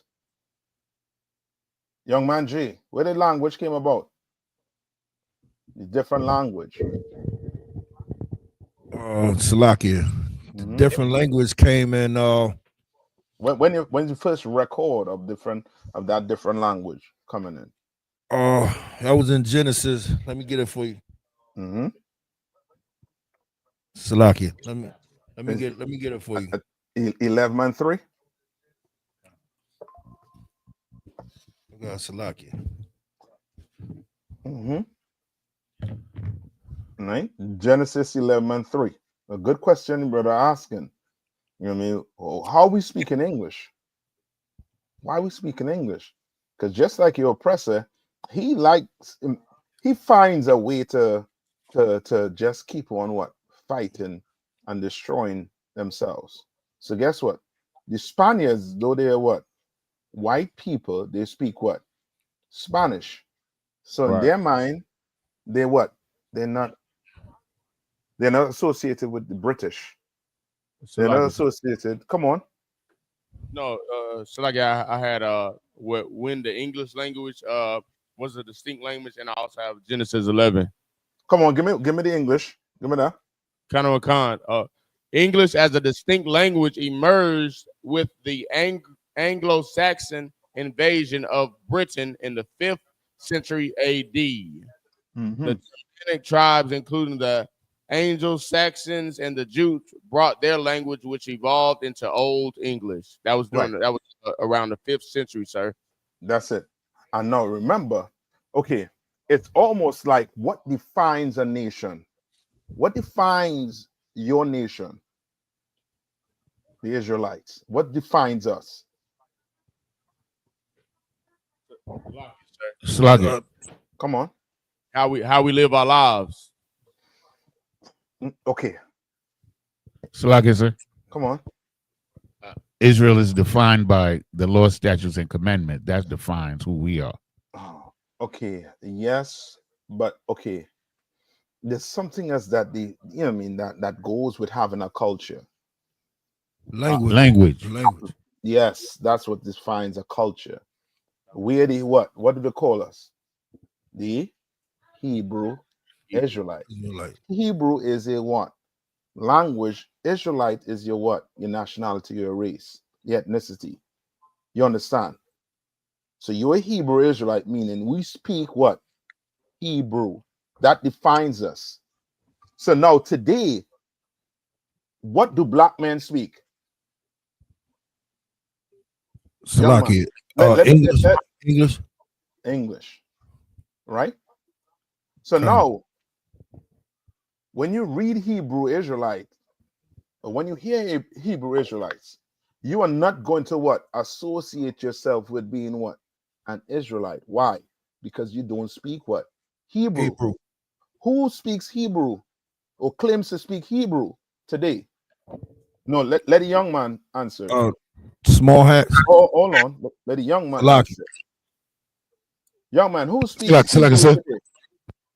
Come on. Yeah, this was Omar. Young man Omar, who speaks Hebrew today or claims to speak Hebrew today? The who? Who claims to speak Hebrew today on the earth? Not sure. Okay. Who wants to help, young man? Salakia. Small hats. Yes, the so-called Israelis. Right, the so-called Israelis today, they call what? They call themselves Jewish. And they lay claim to it because they speak what? The holy tongue. Right? Hebrew. Which, for real, it's not Hebrew. You understand? It's a bastard language that is speaking, which is what? Yiddish. Which throws in what? The vowels. Now they speak their form of whatever they call Hebrew, but that is not Hebrew. Hebrew does not have language those vowels in it. You understand? Their language is a mixture of what? Polish, Ukrainian, Russian, German. They throw that in, and you get what? You mix that in a pot, and what comes out? Yiddish. But they claim it's Hebrew. You understand? We speak English today. Why do we speak English today? Come on. Because of our slave master. That's all. That's it. We speak English today because the man who conquered us spoke English. You understand? And then the man who conquered us tried to tell us that our ancestors spoke what? Swahili. We weren't Africans. We're not Africans according to the Bible. Come on. And that's why they hate black people speaking slang, because that's naturally us trying to get back to speaking our Hebrew language, and they can't stand slang because of that reason. We come out speaking Hebrew. That's right. That's our natural language. 1 minute.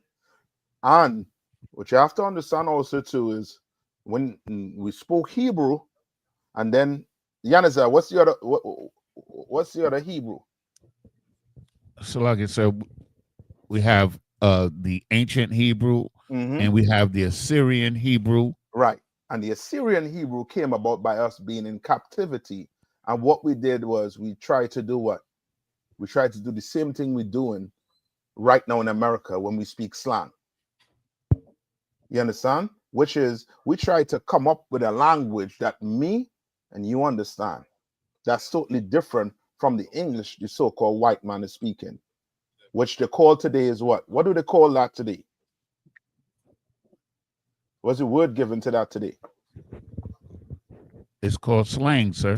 Salakia, Ebonics, but look up dialect. What's the definition of dialect? Give me the definition of dialect.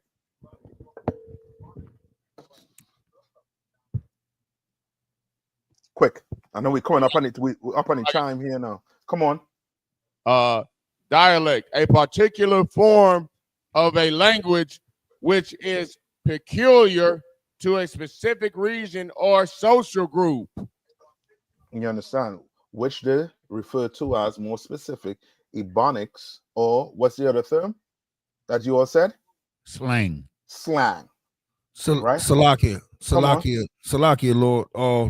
So I want to ask a question about Genesis 10 and 20. So this is after the flood, and it says these are the sons of Ham after their families, after their tongues, in their country and in their nation.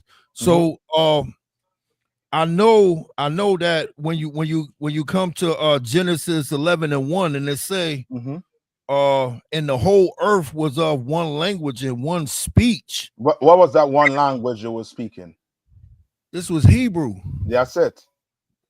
My question is that when it say the sons of Ham after their tongues, is this dialect or? Yes, tongue in the Bible means language. That's what it means. So that's why when you go into the New Testament and you hear about them speaking in tongues, it means that's a different language you're speaking in. That hashkala baba, hashkala bib, you know what I mean? How Abraham said, I'm coming in my Honda, some garbage like that. That ain't you speaking in tongues. Tongues is a language, meaning if I speak in a certain language, there must be a translation to what I'm saying. For example, if I say como te llama, I'm speaking what? Spanish. Right? But there's a translation for that in English, which means what's your name? Yes, that's a translation. You understand? So if I say hashkalaba, what translation? What am I speaking? I'm speaking nothing. You understand? Right? Gibberish. Yes, gibberish. But a tongue is a language you read it in the Bible. But the Christians and them try to make it sound like when you say hashkalabab, hashkalabeb, only the Lord can understand what you're saying. He doesn't understand what you're saying. He's looking down at you as being like you touched in the head. You're simple. You understand? He doesn't understand what you're saying. You understand? Right? Any more question? Young man, I know we're coming up. We up on the time. Anybody keeping an eye out on the radio show? Yeah, this is me again. I was saying, like, was that the language? Was Hebrew the same language that God was speaking? Yes, God speaks Hebrew. Gotcha. That's the language God speak. Right? Salakia, sir. Come on. Also, the angels speak Hebrew as well, as testified by Paul in Corinthians 13 and 1. Go ahead, read it. Get it and read it quick. So like they haven't started the show yet, sir. Shabaya, let's keep an eye on it, right? Okay.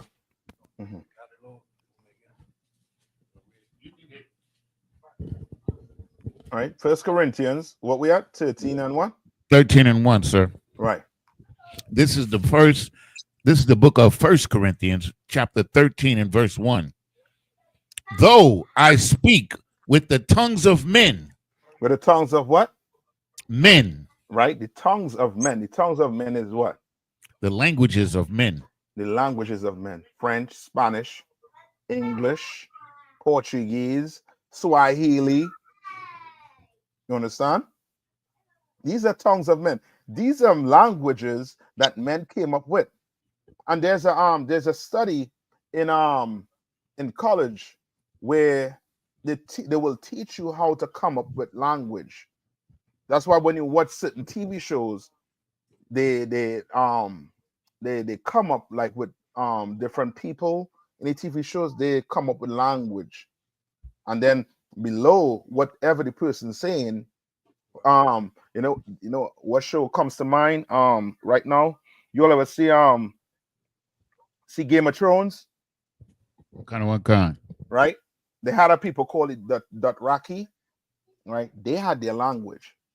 Now when they're speaking in Dothraki, right, on the show, there's what subtitles for you to read in what English or what Spanish or French, right? There are people who study these things, and it's the same thing. They know that a language, you know what I mean, almost define you as, you know what I mean, your culture basically.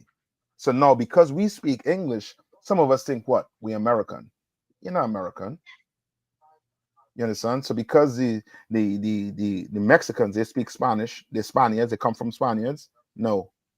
The Mexicans speak Spanish because they were conquered by the Spaniards. The Brazilians speak Portuguese because they were conquered by the Portuguese. The Haitians speak French because they were conquered by the French.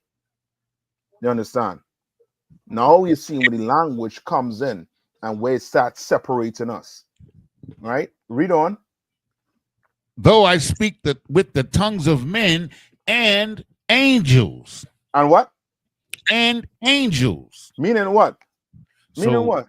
Meaning, okay, so he says that Paul says that he's an Israelite from the tribe of Benjamin, and there's mention of him speaking Hebrew on several occasions, and so that the Most High also only communicated with Israel, so they had to speak the language of the Israelites in order to communicate with them.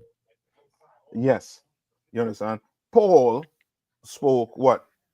That Roman language, and there was shock. I think is either when he spoke the Egyptian, right? That Egyptian language. So Paul knew different languages, and he knew what? Hebrew also too, right? I remember when it speaks about the Greek, right? When people hear Greek, they think more so what?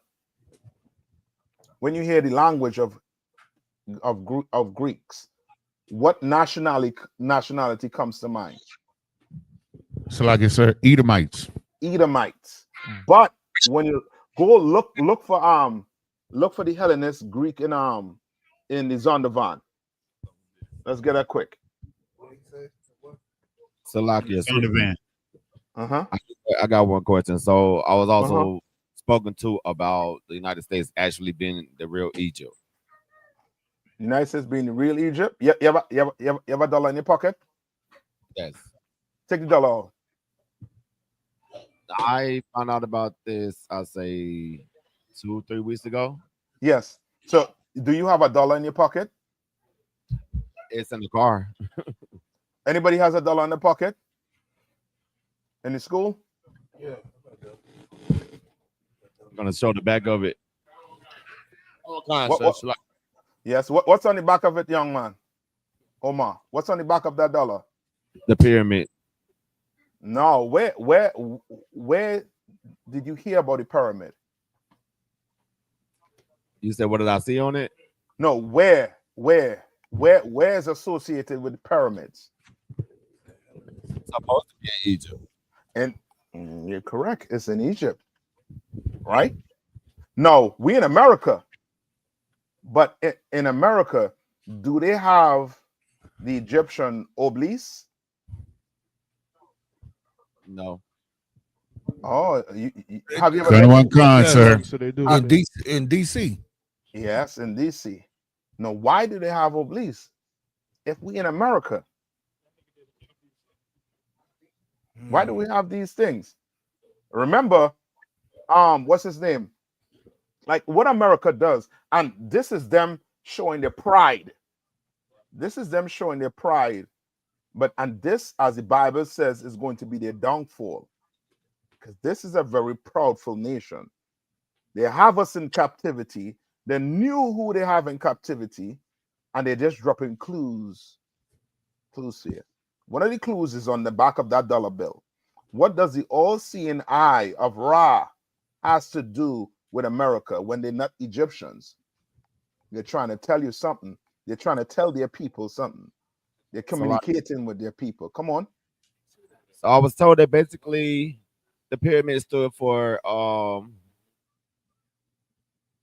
the people's way of getting out of debt.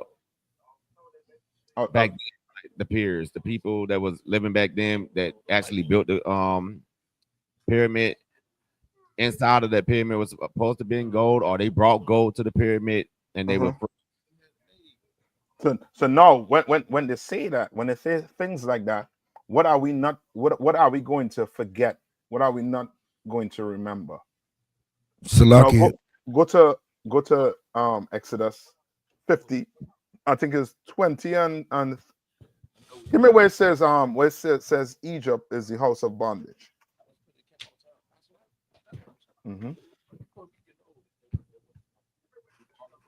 Come on, Fayetteville. Come on. Find that for me. Right?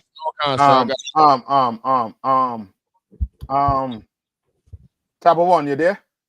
Salagi, sir, can you hear me? Yeah, I hear about this one. Hold on. Tabo one, you there behind the computer? Come on, sir. I want you to stick with me. What should be up on the screen right now? Salaki, sir. If you said something, I missed it, sir. Salaki. We're talking about Egypt and America. Come on, sir. So what should be up on the screen right now? The obelisk, sir? Obelisk, or show me Ramses sitting in a seat. Come on. You know what I mean? Like, stick with me. You understand? All right, come on. Come on, sir. Exodus chapter 20, verse 2. I am the Lord thy God, which have brought thee out of the land of Egypt. Out to the land of what? Hold on. Out to the land of what? The land of Egypt. So who built the pyramids in Egypt? Young man. Omar. Who built the pyramids in Egypt? We suppose they did it as blacks. Blacks, meaning blacks as in Judites, meaning African Americans, or blacks as in Africans. And that's it. That's the mistake. When Moses was speaking to the Israelites. Right. You understand? That you know, Moses died at 940 years old. Yeah, Moses lived you know what I mean, back then the brothers lived long lives. Yes. And then the Lord had to cut it because of our wickedness, our evil against him. All right. Now, this is who you seeing on the screen right here. Like so, that's Ramses the second. Ramses the second, right? Now show me a picture of who? Who are you going to show me a picture of right now? Salaki. Come on. Abraham Lincoln. Abraham Lincoln. Show me a picture of Abraham Lincoln now. Show me a picture of Abraham Lincoln right now. Fayetteville. Fayetteville. Let the brother face front and let me ask this question. All right, y'all, he's in class. All right. And then put his question. All right. Now, you saw what's on the screen. On the screen was what? Was Ramses. Now I need a picture of Abraham Lincoln. All right. Now, why is America mimicking everything that was back then in Egypt? Why? They knew Abraham Lincoln was black in real life. Abraham Lincoln was not black in real life. Abraham Lincoln was a white man. He was a devil. And how I knew he was a devil? How we knew Abraham Lincoln was a devil? He owned 10 slaves. He owned slaves. Slaves don't make you, you know what I mean, black, because black people, you remember, don't think like slavery was just in one specific area, meaning in the West. You understand? King James was a black man in England sitting on a throne, and he was black. in 1611. You ever heard of 1611? You understand? So there was rich black people on the earth also too. What made Abraham Lincoln white?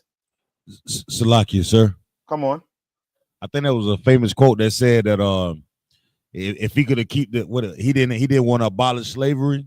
You know what I'm saying? If he can say the Union, he wouldn't have did away with the slavery. Yes, if he was black, he would have never been up in there in these white people's space.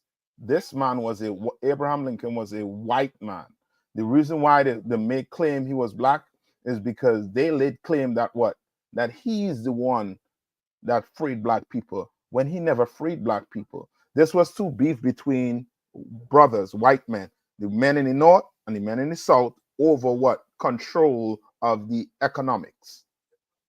That's why the north, everybody leaves from where? From the south. If you want to get rich, you leave from the south to come where?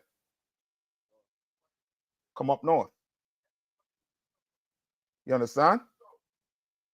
Baba Sparks want to get rich. He had to what? Come up north. So like that, sir. Come on. So with respect to what Abraham Lincoln said, what Officer Zion was saying, you know, he said that if I could save the Union without freeing any slave, I would do it. And if I could save it by freeing all the slaves, I would do it. And if I could save it by freeing some and leaving others alone, I would also do that. So his allegiance was to America. It wasn't to so-called blacks, Hispanics, and Native Indians. That's it. Salakia. But they give us a false sense of hope. Right. What's his name? Shabala. Keep an eye on it, right? Let me know. Yeah, so like I said, they already started, but they hadn't started. They're just playing music right now. Okay, so good. So like right. Come on. To add to that point of what you were saying, you know, Lincoln, he did not encourage the free slaves to seek revenge against their former slave owners, but he said instead in the Emancipation Proclamation, he advocates for joining the army and practicing peaceful and productive labor. So he wanted to continue and to be slaves in America in spirit. Salakia. Correct. He wants you to assimilate into America as being second class, third class citizens. You understand? Right? Now, and just look up what was Abraham ethnicity. Just look it up on the internet right now. Like it, sir. In respects to what you were saying about the South coming up north, what's so heavy about that is they still do that to this day. Like up north, our minimum wages, I think it started at like $18 an hour.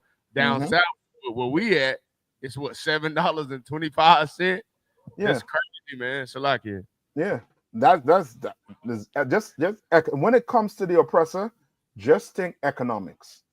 Right.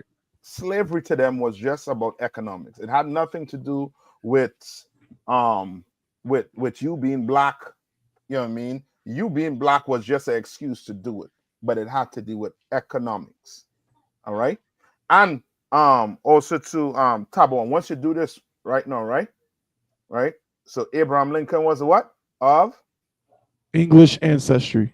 Right. And they're telling you these things. Why? Because all these white men, remember, America was like a, for lack of better terms, like a colony. So if you were a poor white man in England, you came to America to do what? To Salakia. Come on. To find work. Not get to a find job. Just simple, to live the American dream. Right? To live the American dream. You understand? That's why they come to America. Remember, England was sending their who to America? England was sending what? Their rejects, their criminals to America. You understand? That's why you go ask American today, a white American today, what's your ethnicity? What's your nationality? They're gonna say what? My father was Irish. My great-great-grandfather was Irish. My great-great-grandfather was German. You understand? Well, Abraham Lincoln his grandfather was what? Was from England. You understand? He wasn't a black man. He was a white man that loved his people. Come on. Commander General YAHANNA, he just started it. Okay. So with that, I'm gonna pass the class over to you know what I mean, young man Omar, you keep on coming to class, man. Bring all them questions. All right.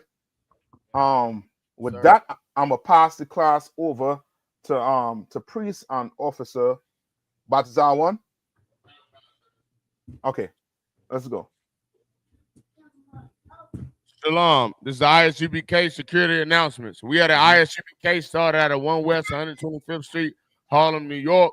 Rule for new brothers and sisters coming to the school.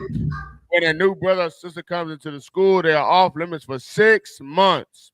They are to be saluted only. They are here to share themselves of the world. If they are in need of transportation, the teacher will arrange it. After a 6 months period, if a brother or a sister has interest in a particular brother or sister, she or he must get permission from the head to speak to a brother or a sister. There's another 6 months in which the brother or sister will court each other. After this 6 months period, the brother or sister will get permission from the head to marry. Tithes, which is a commandment. Numbers 18 and 21. Malachi 3 and 8 through 10. It means ma'ashara in the Hebrew, means 10th in the Hebrew. 10% of every penny of any increase the Lord gives you. Give to the treasury department or teacher. Priest funds, a free will offering for priests. It is not mandatory whatsoever amount you would like to give. Next up, holy convocation is Shalakia. Shalakia. It's the Shalakia. It's the memorial of the blowing of the trumpet. It's the first day of the 7th month, Sunday the 21st, September 2025. You can find it in Leviticus, the 23rd chapter, 24 through 25. And with that, if anyone wants to be a trooper, please dress in all black. Start wearing all black boots and shirts and headband. And with that, men of Israel, let's give one courtesy salute to teacher. Men of Israel, Amadium. Salakia. Amadium Shabbat. Amadium. Barak. Yahweh. Men of Israel, Sar, give one courtesy. Hold on. Yahweh Bashim Yashabrak thumb. The water, sir. So, and no, it is sisters. Salakia, men of Israel, Sar. Let's give one courtesy salute to the sister. Sar means turn, face towards the sister. Sar. Men of Israel, Amadium. Amadium Shabbat. Amadium. Baruch. Yahweh Shema. Yadam Top. Class dismissed.